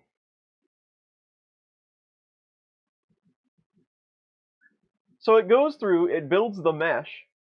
So my next question is, after you've done a G29, so run a G28, run a G29, and then run an M503, the Aprons face or something like that, does it list out all of the different mesh points and measurements?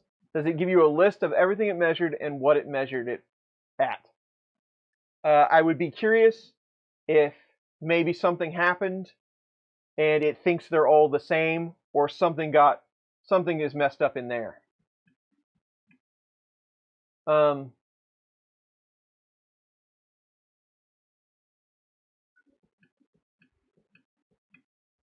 That's the only thing I can think of why it wouldn't be compensating, is that it can't tell what the difference is of the map. I'm kind of out of ideas.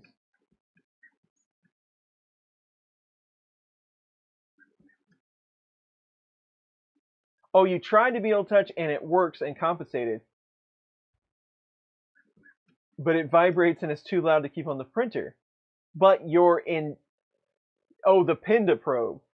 Is it a Pinda 1 or a Pinda 2? It doesn't make much difference, but just for my curiosity. Does it have the thermistor or not have the thermistor? X1 since June, no issues with the ribbon cables. That's good. That's a good confirmation to hear.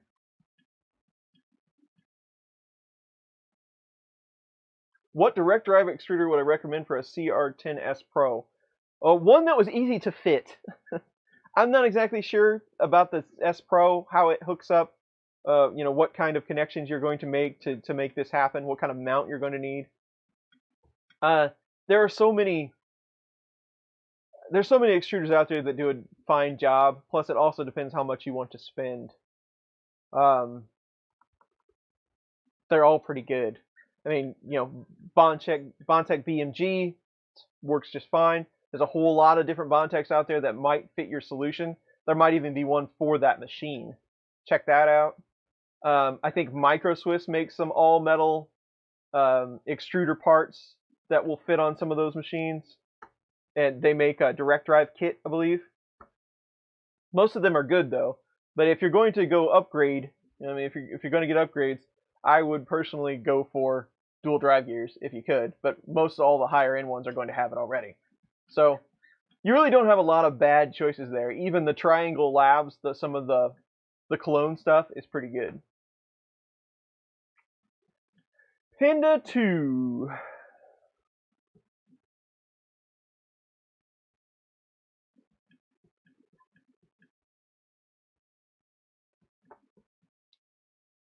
Well, so now I'm at a loss, Austin. So if the BL Touch works and the inductive probe does not,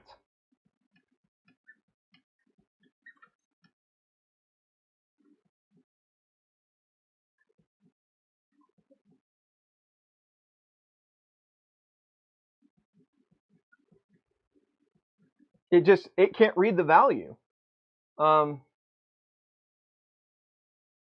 But it completes the cycle. I would be very curious to see what the map looks like on the BL Touch versus the inductive probe.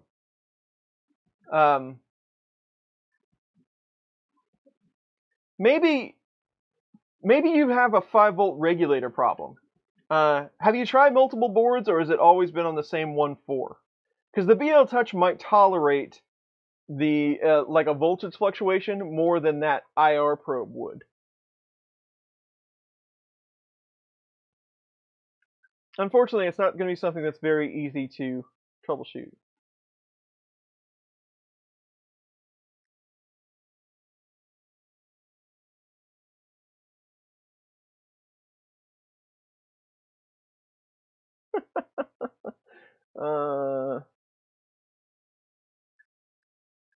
Nice.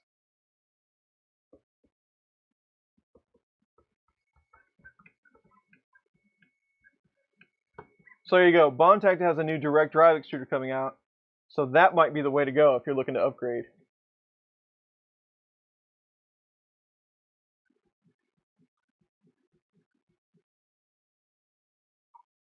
I had the first one fan plug die.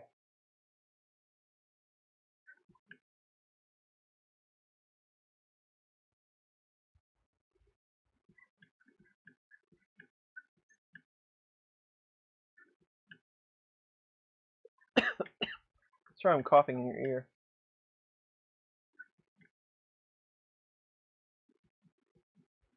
So there you go, Triangle Lab BMG. So a lot of people say those are really good, and they're not very expensive.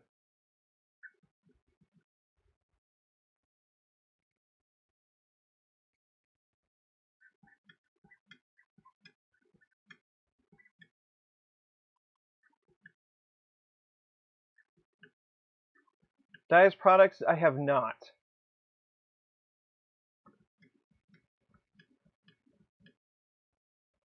What about the Flexion setup? That thing is super expensive.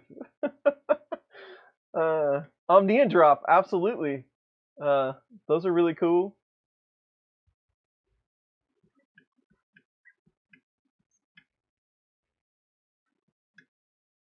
You might think I have the Rona. I might. You never know. Good thing we're socially distancing.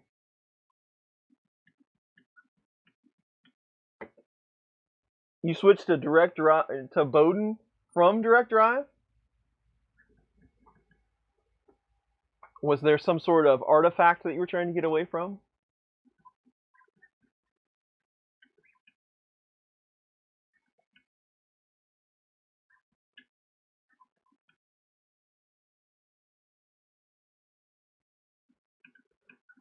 A full Flexion is only 150. I thought those were like ridiculous expensive. Maybe I haven't looked at them in a while.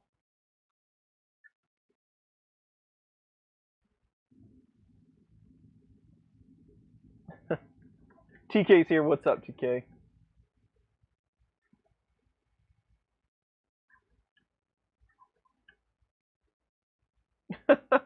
You hate the yeah. 3D printing is not for the impatient. I get it. This thing actually looks pretty good.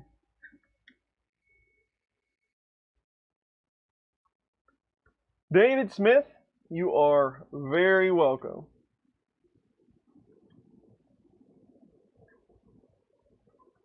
Any tips for castle 3D objects? It would be kind of cool if you could print like sections of castle to make a playhouse type of thing. It's what did we decide? It's Nightshade. It's polyalchemy elixir. Bondtech DDX. You know, I have one of those, and I still have yet to test it. I really need to get to that.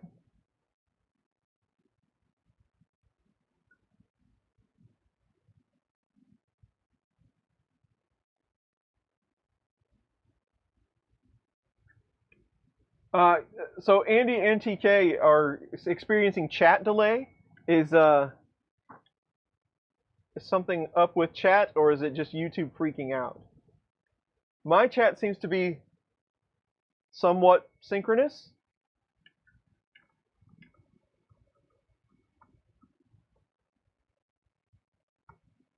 Trying to lose some weight on the X carriage. There you go. Cool. It's fiddly to work on. I could see that.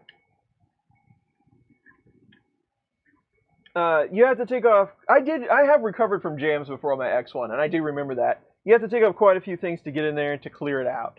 So that is kind of a.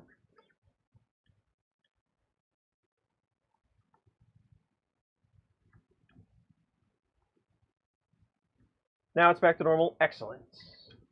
Genius versus the BQBX. Ooh. What? How much does How much does the Genius cost again?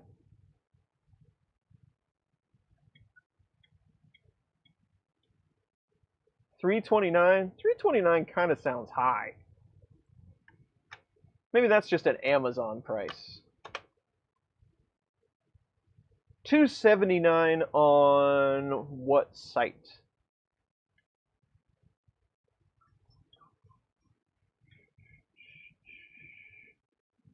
What about Gear Best? What's Gear Best get for one? $279. It's a flash sale, 35% off.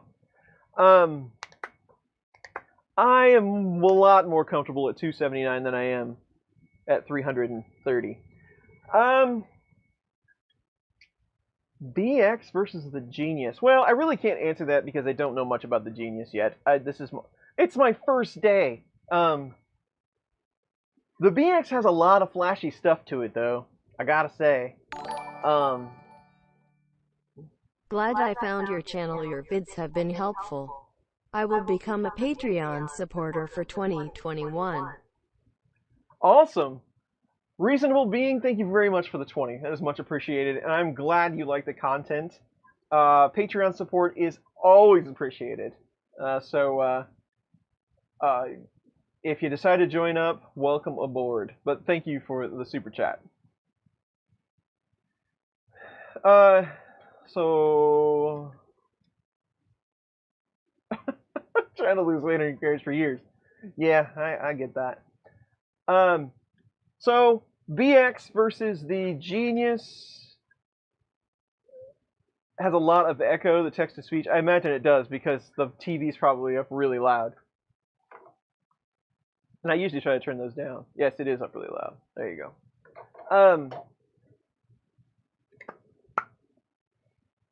So BX has a lot of flashy stuff. They got that giant touchscreen, which is actually like an HDMI screen. You could use it. You could watch TV on it. So there's that. It's 7-inch. I'm not sure what the final price on the BX is going to be either. Got to remember that. They're both direct drive. You're going to get a little bit of weight savings on the BX because it is so small. It's kind of like a mini Hemera type of thing. The BX has that Raspberry Pi integration, so if that's something you want, it's there already.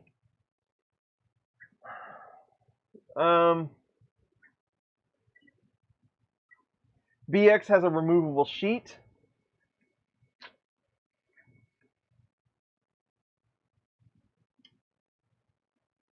Trying to think.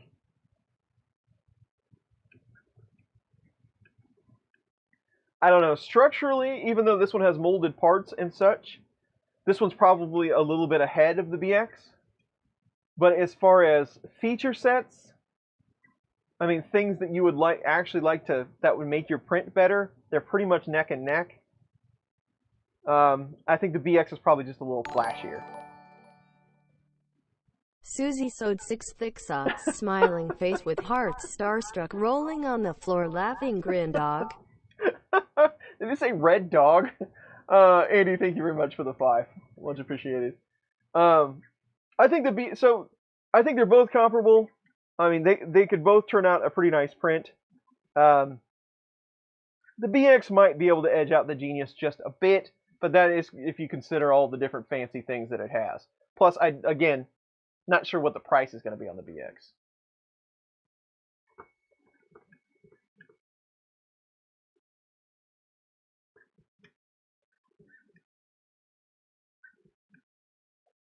Got an Ender 2, prints awesome. Yeah. As far as print quality goes, especially in the Creality vein, they probably haven't. With a lot of the more reasonably priced machines, there probably hasn't been a ton of print quality bump. Probably Slicer and firmware are going to do the most.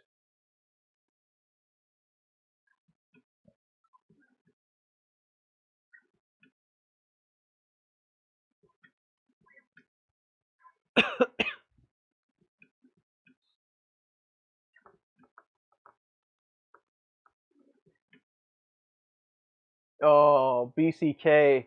I've had that happen. That is the worst.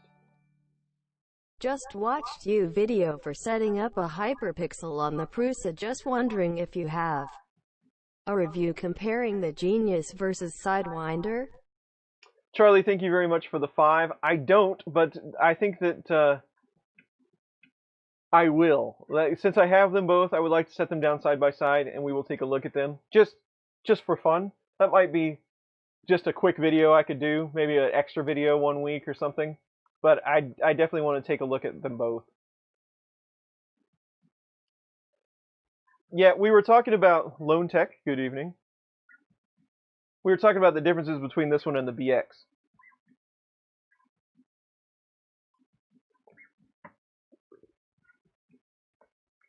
And I think print quality could be achieved the same on both of these machines. But the BX might be just a bit fancier.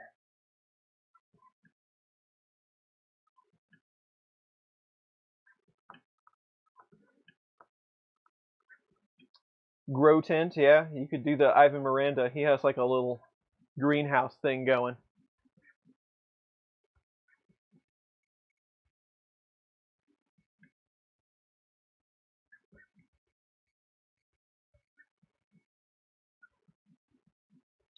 Can a complete sentence be completed with just emojis? Maybe. Ivan, thank you for the sub. If only there was someone here that sells enclosures. That is true. If you need an enclosure, Printed Solid is the place to go. Dave is the man. Does this whole thing sound like a Printed Solid commercial? It's because it is. Bob's here. What's up, Bob?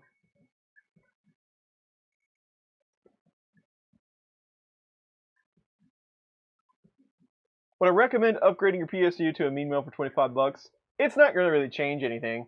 The only thing that you're going to get if you go to a name brand, I mean, hold on a second. The current weather is 32 degrees Fahrenheit with clear skies. Tonight you can expect rainy weather with a low of 26 degrees. I'm just going to call you E2Q. Thank you for the $5 and the weather report. Chris, for abs printing, should I add a heater to the case? Abs. Or passive cooling is enough? Derek, thank you very much for the 25. So, here comes Jim Sellers. Hold on. Man! Printed solid enclosures are solid. Printed Solid always takes care of me. Absolutely. Thank you, Jim, for the 5. And Gary, that is a fun sticker. I'm glad you're my #1 fan. Thank you very much for the 10. So, ABS is such a harsh thing to do.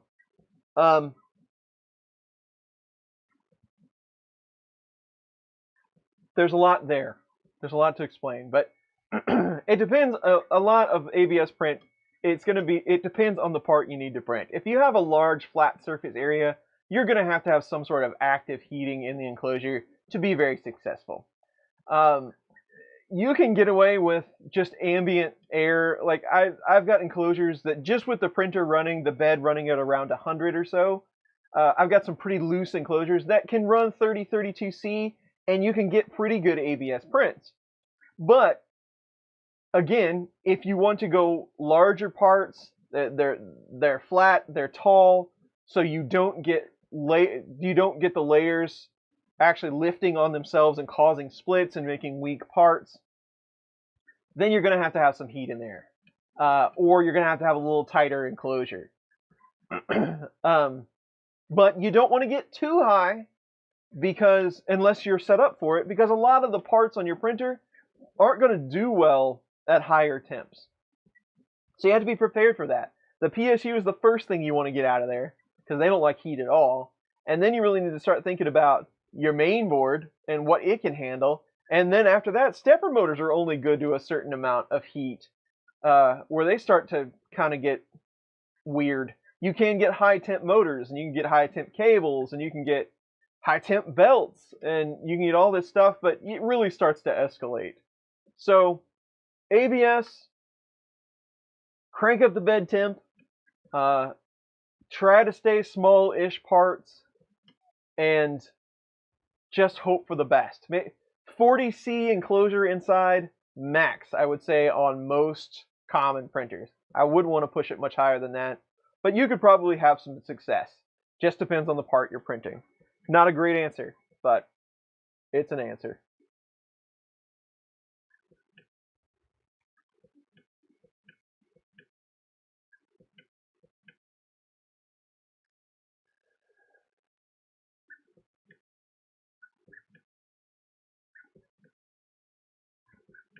a tarantula, a lot of fun upgrading. Uh, Man, Creality printers, like starting out at an Ender 3. Ender 3 is probably going to print a little better than a tarantula out of the box. But there are, if you want to mod and upgrade, the printer is so affordable, and then there are so many parts and mods for it. You can have a lot of fun tweaking an Ender 3. So you might want to go that way.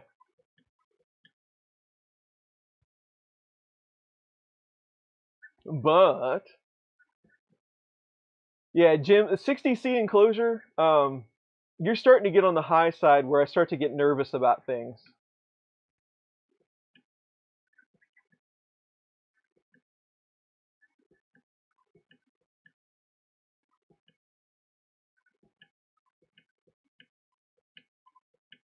Hey, Jim, he does sell all of that stuff. Gravity Kills, that was a good band. Um, ABS does have a problem with fumes. The S is a styrene. Anytime you have a styrene, things are kind of gross. So you don't want to be around it too much.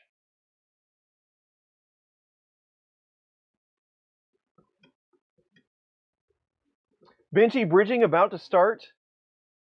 We're getting there.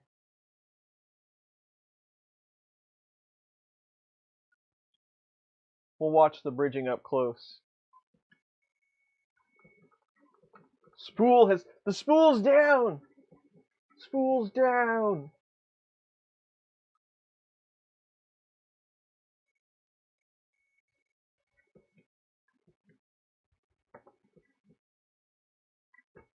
There you go. Dave said it best in a couple of sentences, and he's the guy that knows. So I've learned from the best. What I say, I was told by somebody that's smarter than me. So there you go. Chipped Build is here. Thank you very much for coming. I'm glad to hear that you liked the Genius. We're gonna give it a run and see how it does. Ender 3, man. You can buy anything for that. Somebody just in 3D. Somebody asked me that the other day about the UPS board. I need to write that down because I need to try to get a hold of that one and the smart sensor to test them out. That UPS board is just full of capacitors. I'm not exactly sure what it's all about, but I would like to give it a try.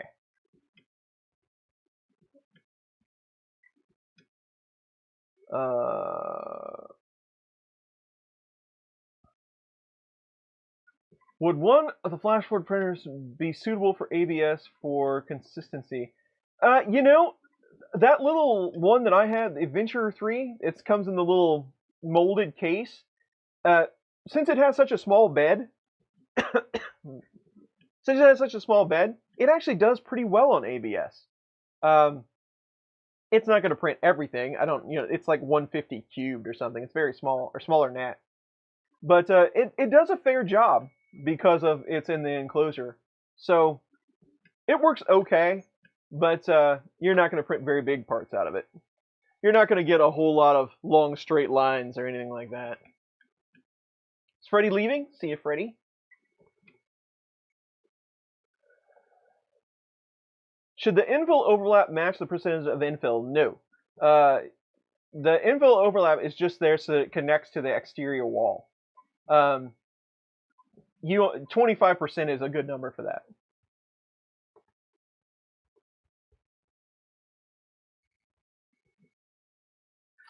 Gordon? Farmer's Forge? Hello? Will Capricorn PTFE? I don't see why it wouldn't work with the Mini. It should. The print cam, what are you doing, print cam? What did you focus on? This? You don't want to see that.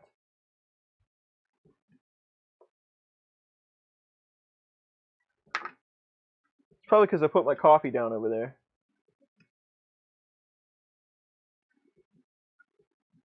Print cam.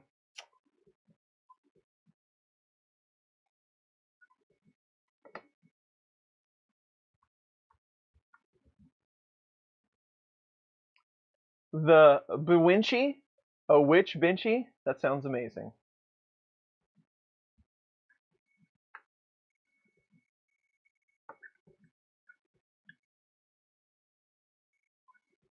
Dave Wilson is here. What's up, Dave?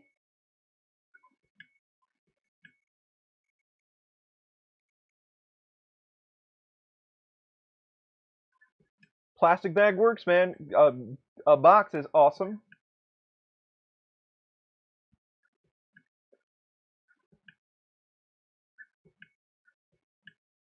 Brian, I am doing well. Just started the 4-on-2-4. Excellent. Good luck.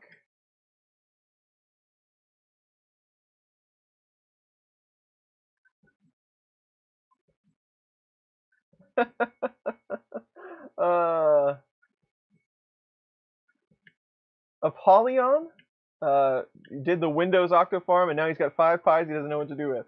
That's awesome. I'm glad it worked out. You never know on Windows tutorials. Windows is one hot fix away from destroying the world, so you never know how they're going to change over the years. Looking to get into 3D printing to integrate into your blacksmithing. Awesome. Loss casting is a lot of fun.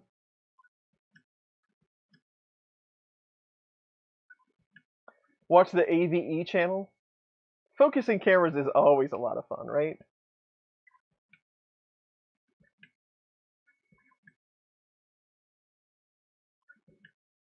Working on Chris. Dave Wilson has a Ender 5 that I let him borrow, and he's modding it out. And the printer's name is Chris, so he isn't just watching Chris; he's also working on Chris.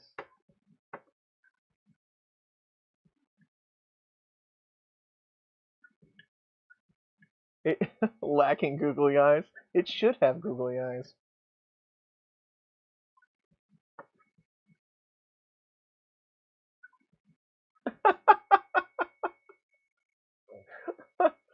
E2Q. It was still funny though, but thank you. I appreciate it. What is the printer speed? This profile is max 60 millimeters a second, but it's not going to get anywhere near that. 30, 35 is going to be pretty normal.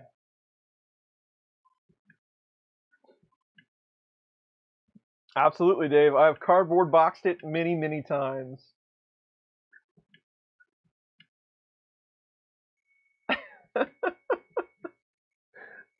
So it can be printed as one. Tom Llama, it's probably been years now, created a model of my head, and you could use the ponytail to put in the top of the benchy, and it looked like benchy smoke. It was really creepy, by the way, Tom, but it was pretty funny too.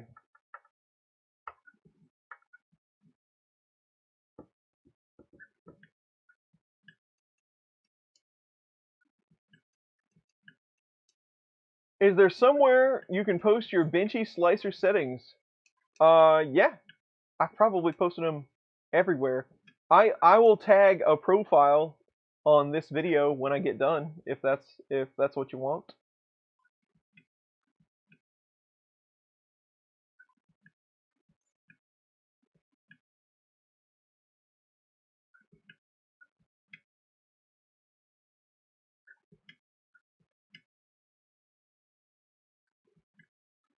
It's not giving me my alerts, but Robert Walter 5 on Patreon, much appreciated. Thank you.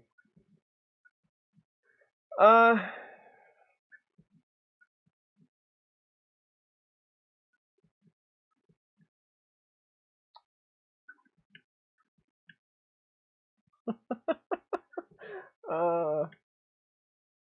missed a few.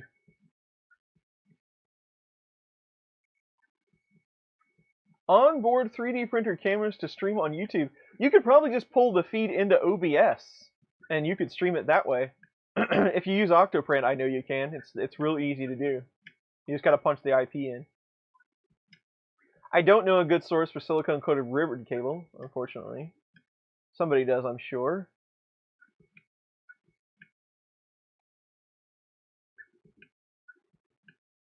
Yeah, what am I doing? I try to give them away as much as possible. What do I do with all of the printers? I've given some to schools. I've donated them here and there. I try to get rid of them. I have a few now that I really need to get rid of. If the problem is the shipping. Just to the United States, shipping on some of these printers because of the size of the box is, you know, 80 some odd dollars.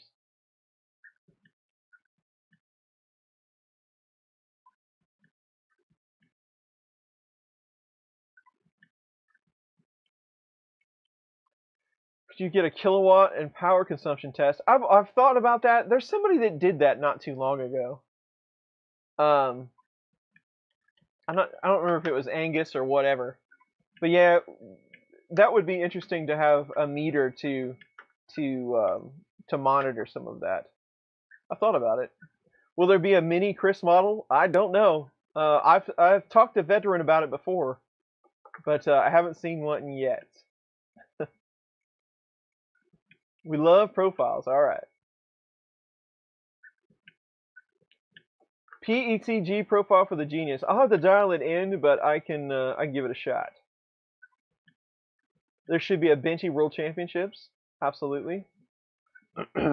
Yeah, you can buy the plug-in monitors. I don't know what are necessarily good brands for stuff like that. I would have to do some research. I'm sure there's some that are better than others.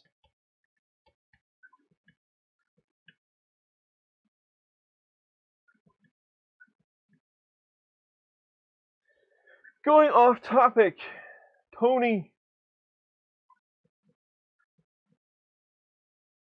Which there's 3 Daves.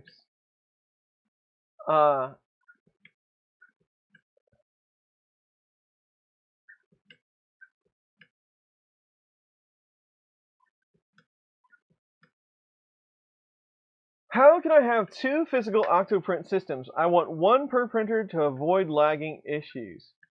So I'm guessing you mean because they're all named Octopi? Is that what you're talking about?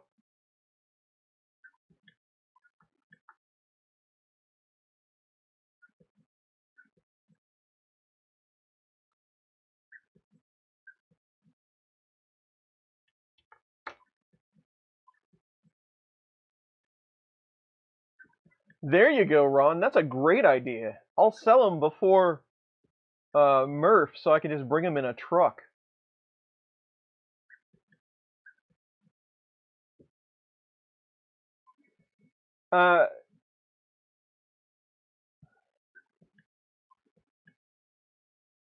Download. Yes, I think so. I'm trying to.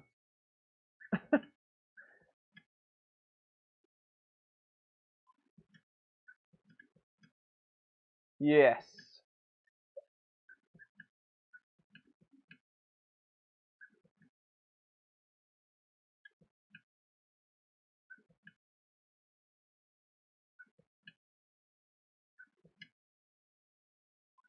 Assuming we have another rip, we will. I have faith that we will have another Rip Rap Festival. I live in Missouri.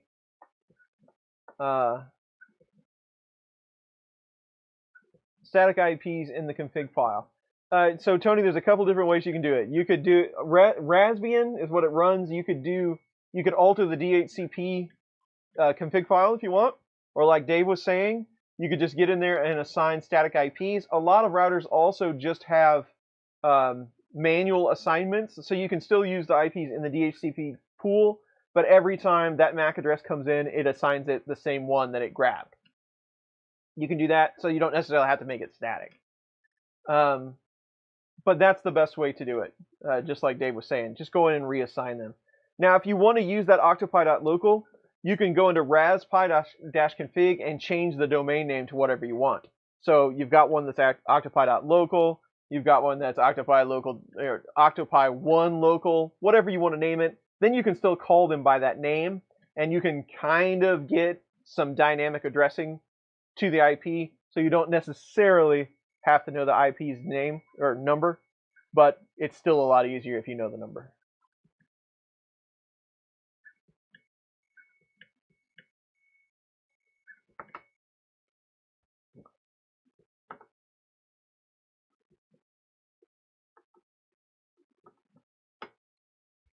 TK, I think we talked about that last time on the stream. I don't believe so. I went through the list the other day. There's only a handful out there.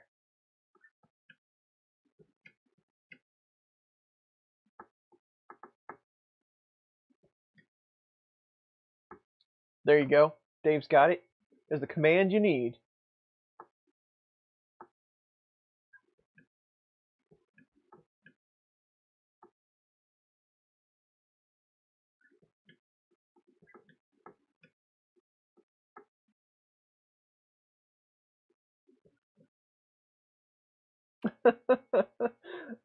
D Pet Fang, nice.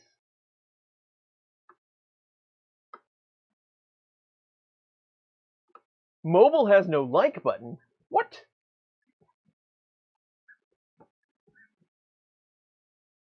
That's why Chris is a printer. I just realized I'm a printer. That gets me one step closer to Joseph Brusha.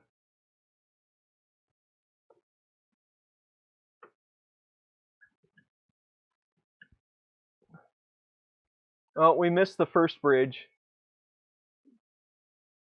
It looks like it did pretty well though.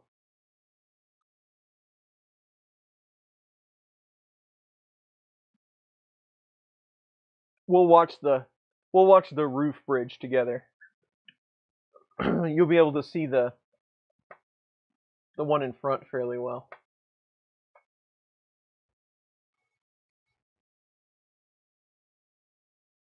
DHCP reservation might be lazy. Absolutely. Belgian beer, I would give it a try. Bridge to captain.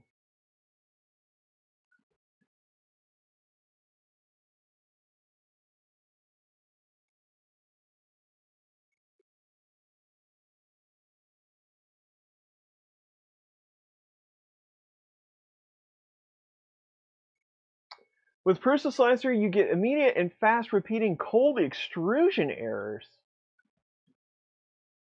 John, the only thing that I can think of is Prusa Slicer doesn't run an M104 and wait by default.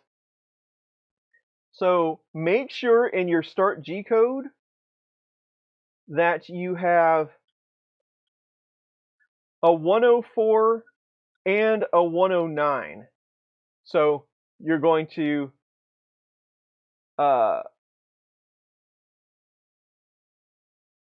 set the first layer temperature with an M104, and then you're going to wait for that temperature with M109. It sounds like you just have a start G code problem.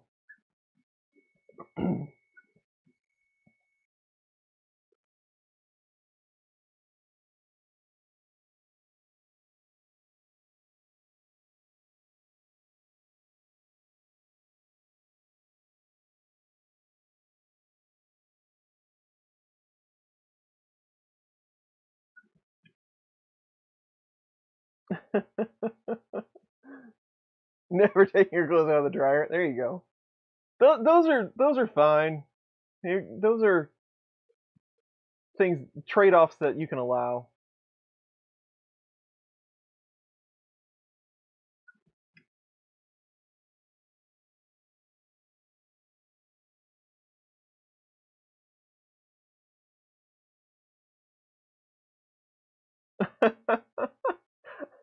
Craftbot printing 2 benchies. I made it. That is Polyalchemy Elixir Nightshade, I believe is the color name. Tony. Loyal Moses, what is up, man? I'm glad you made it to the stream, and thank you very much for the $25. That is much appreciated.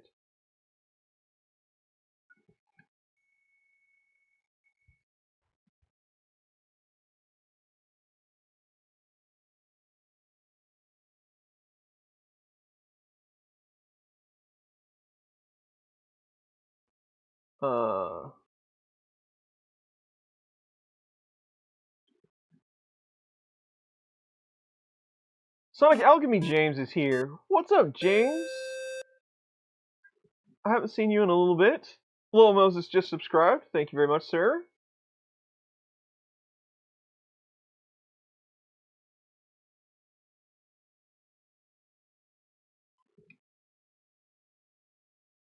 Mike, it never let the machines win. Awesome moderator.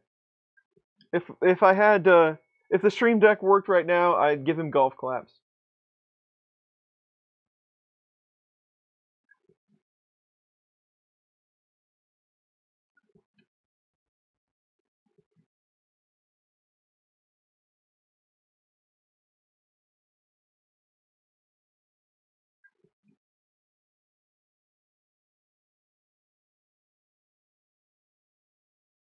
We're getting close.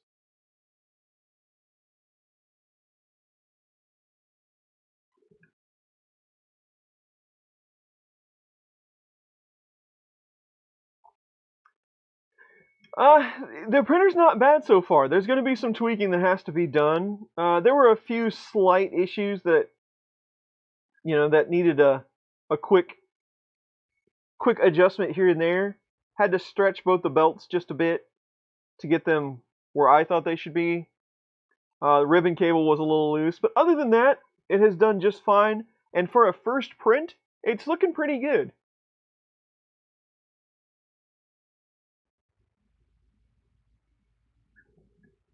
You subbed but never got the 8-bit tune to play. I think it only does that if you let people see who you're subscribed to. I think that's a YouTube setting. So if you don't have one of those boxes checked, Streamlabs won't play the tone for you.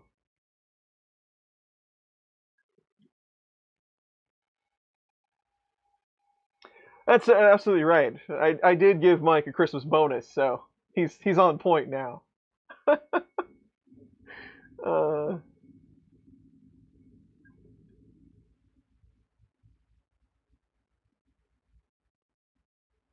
You have 10 Genius printers. Nice.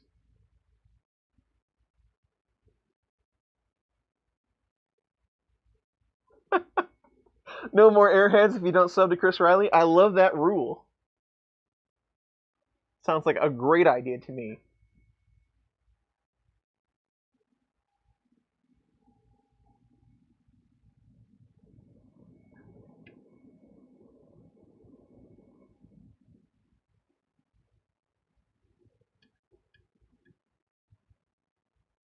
Is there anything else you can do with Prusa Slicer? Well, you should be able to dial Prusa Slicer in for the Ender 3 top notch. I mean, it just, Paul, I wish I had one setting that I say, hey, go check this.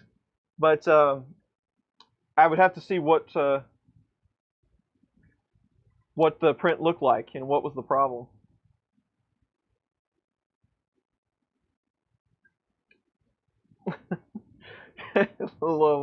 That's pretty harsh, huh? Dave brings it big, man.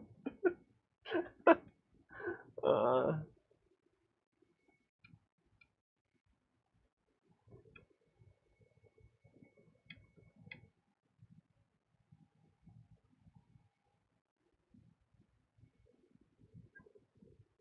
Bad performance. Well, Mike, it's 2020.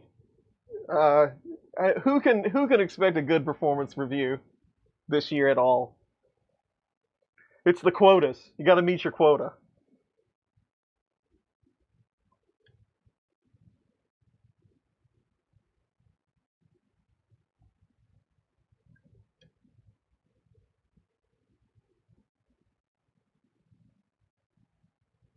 The idler keeps moving when it's retracting. Well, I mean, the idler should always move. I mean, it does.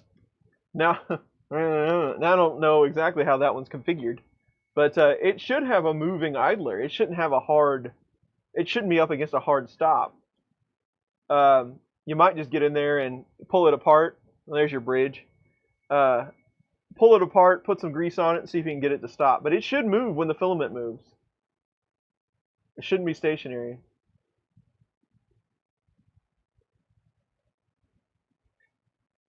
It's pretty bad. Dave's the boss, and his boss gave him a bad performance review. Dave has to harass himself.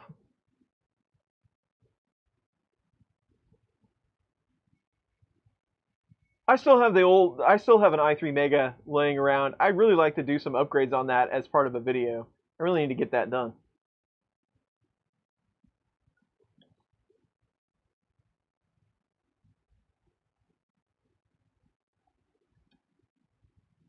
Protopasta and Polyalchemy always have great colors. You showed up to work every day. You should get something for that.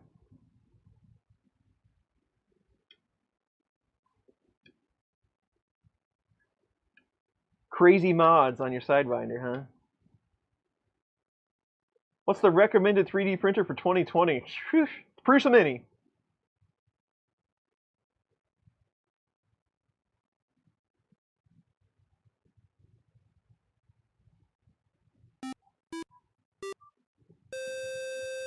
Topics has subscribed. Thank you.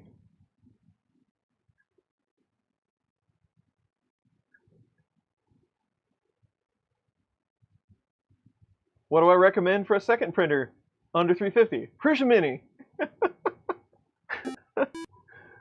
uh,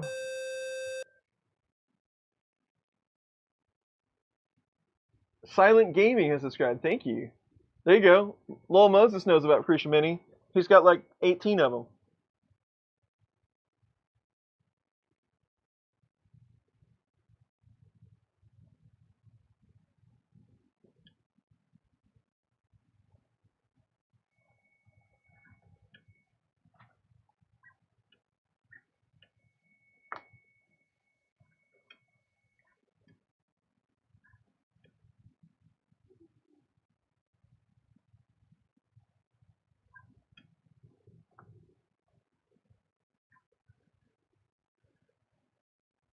Dave should just start making the giant spools. How big a spool?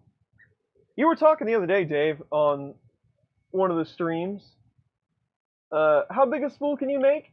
I know that I've gotten some of the 5-pounders from you, but can you go bigger than that yet? Because that's what Loyal needs. He needs like a 25-pounder.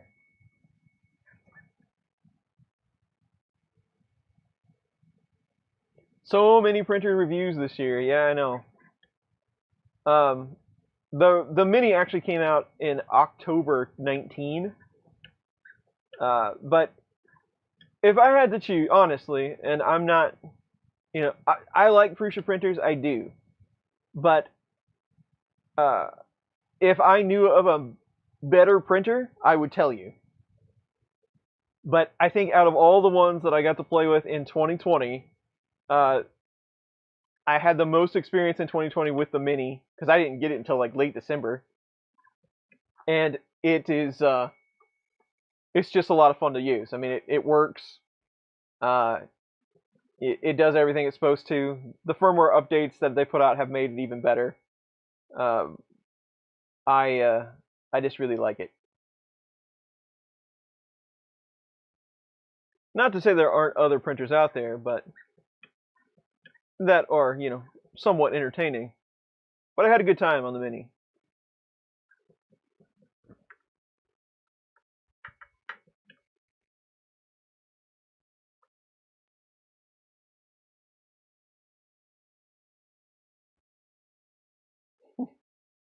£25 spools. Now I started it.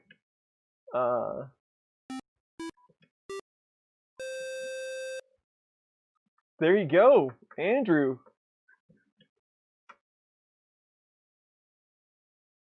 Fossil924, thank you for the sub. Well,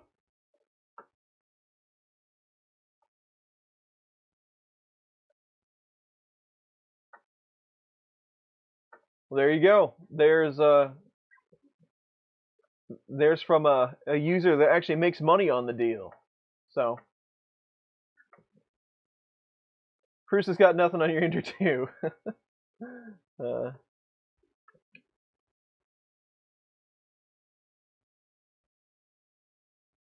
Sheet profiles, yes. I'm gonna go check that out. Thank you very much, Christopher.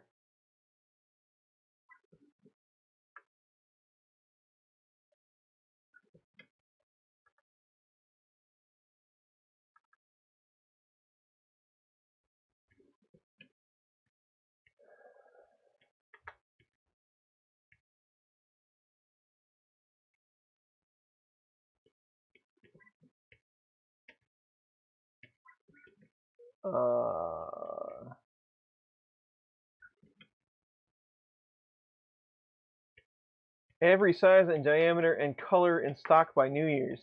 That's a lot of work, Dave.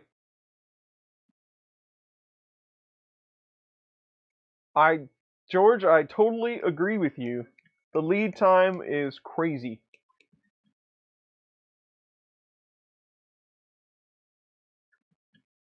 What is the time lapse on this print so far? That is a great question. Every printer is going to be just a bit different.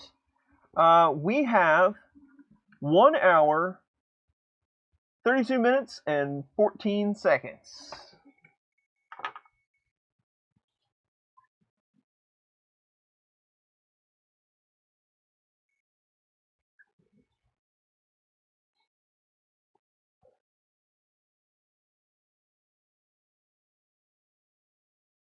Yeah, it doesn't look bad at all. I'm sure there are many adjustments we can make, but for out of the box, just making a few tweaks, looks pretty nice.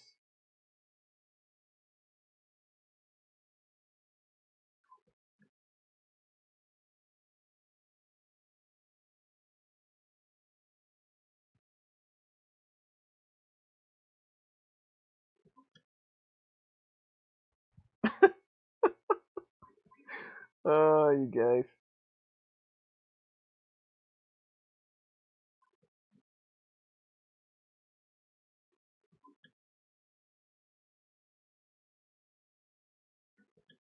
$166 different ones, I guess, with all the different sizes and colors. That's crazy.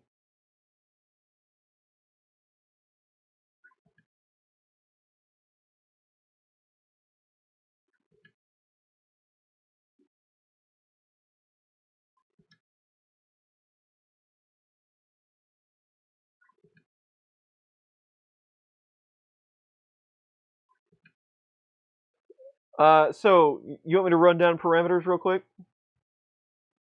Um, Dave, are you actually still making 285? Yeah, you're a man among men. If you still make 285 and all those colors too.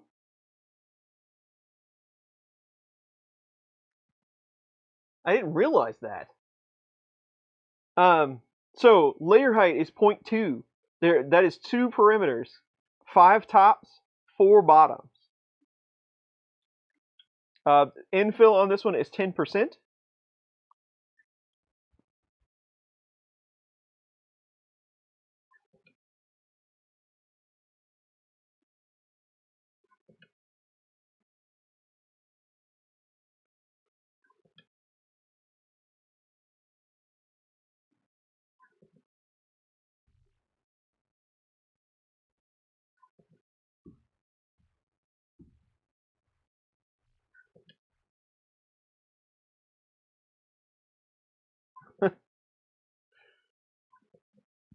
That's true.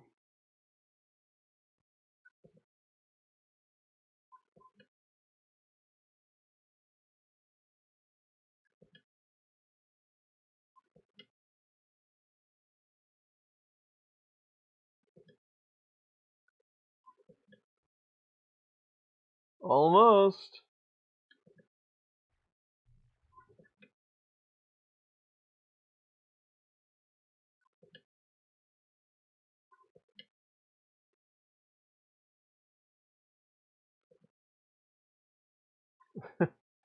Yeah, Bill, I still have some 285 around. I got 6 or 7 spools or so, but at some point I figured that they would just, eventually we're going to go the direction where we don't use it anymore.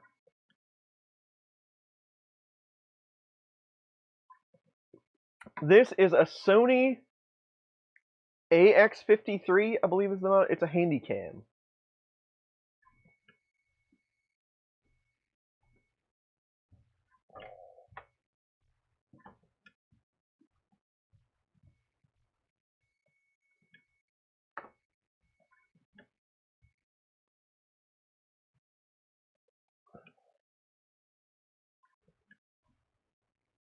Yeah.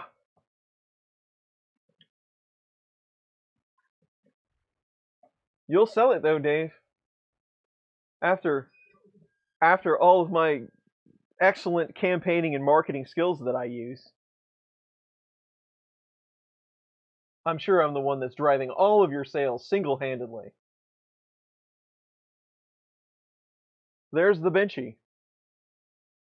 Let's back up a bit and have a look. These things will usually release after they cool off, but, you know, we don't have time for such things.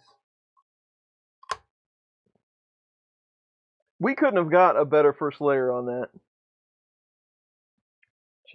Check out that first layer. It's never going to focus. There you go. Nice.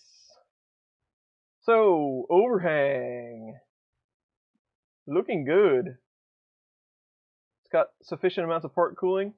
This is something that I'm not exactly sure what happened.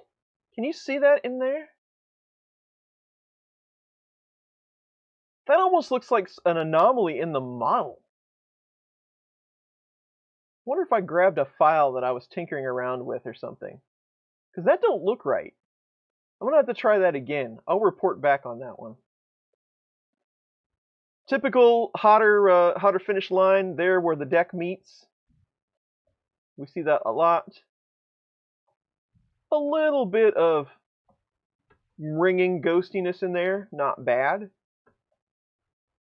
A little bit more on that side. You can definitely see it.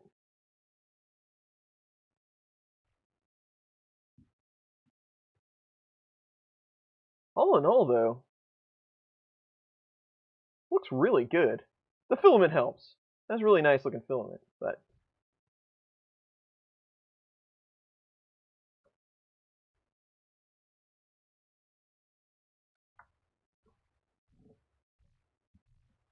a pretty good benchy.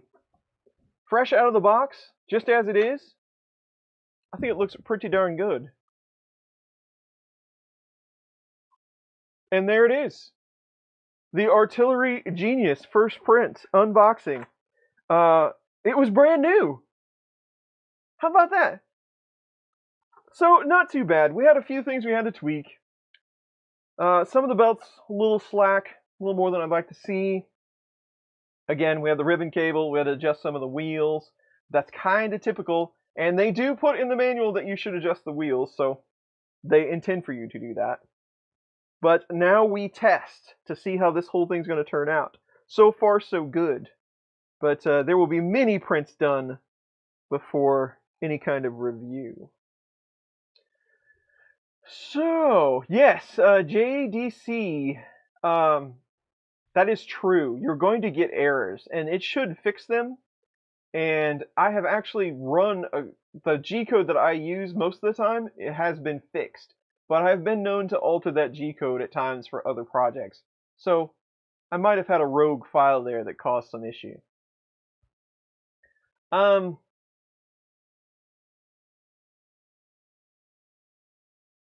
was I was thinking, when would be Yon Mar? Thank you for the sub. I'm not sure when the next stream is going to be. We are getting really close to Christmas, and Christmas is on Friday. Happy holidays to everyone as well, if I don't see you before then. I'm not sure when the next one's going to be. There are some machines en route, but I don't know if we will get to them by next weekend. So I'm not sure if there'll be a stream next weekend or not. There will not be one Christmas weekend, and then following after that would be New Year's weekend. So it might be a couple of weeks before we do another stream on the main channel. I am going to do something with the Patreon folks next week. But that might be it for the year. I don't know. You never know. You never know. I might surprise you with one more. We will see. We'll get it done. But that's it now if I only paid him. Yeah. So, Bill still made it in here right at the end. What's up, Bill? The printed solid basement. Sign off the end of the year stream. We might be able to do something like that. See what we come up with. But anyway, I had a lot of fun today, as usual. These weekend streams are always fun. This is the third one in a row I believe we've done. This one definitely turned out a lot better than last week. Thank you to everybody that joined. All of the awesome super chats. That is so much appreciated. and the support over on Patreon. That is killer. That really helps us out more than you know.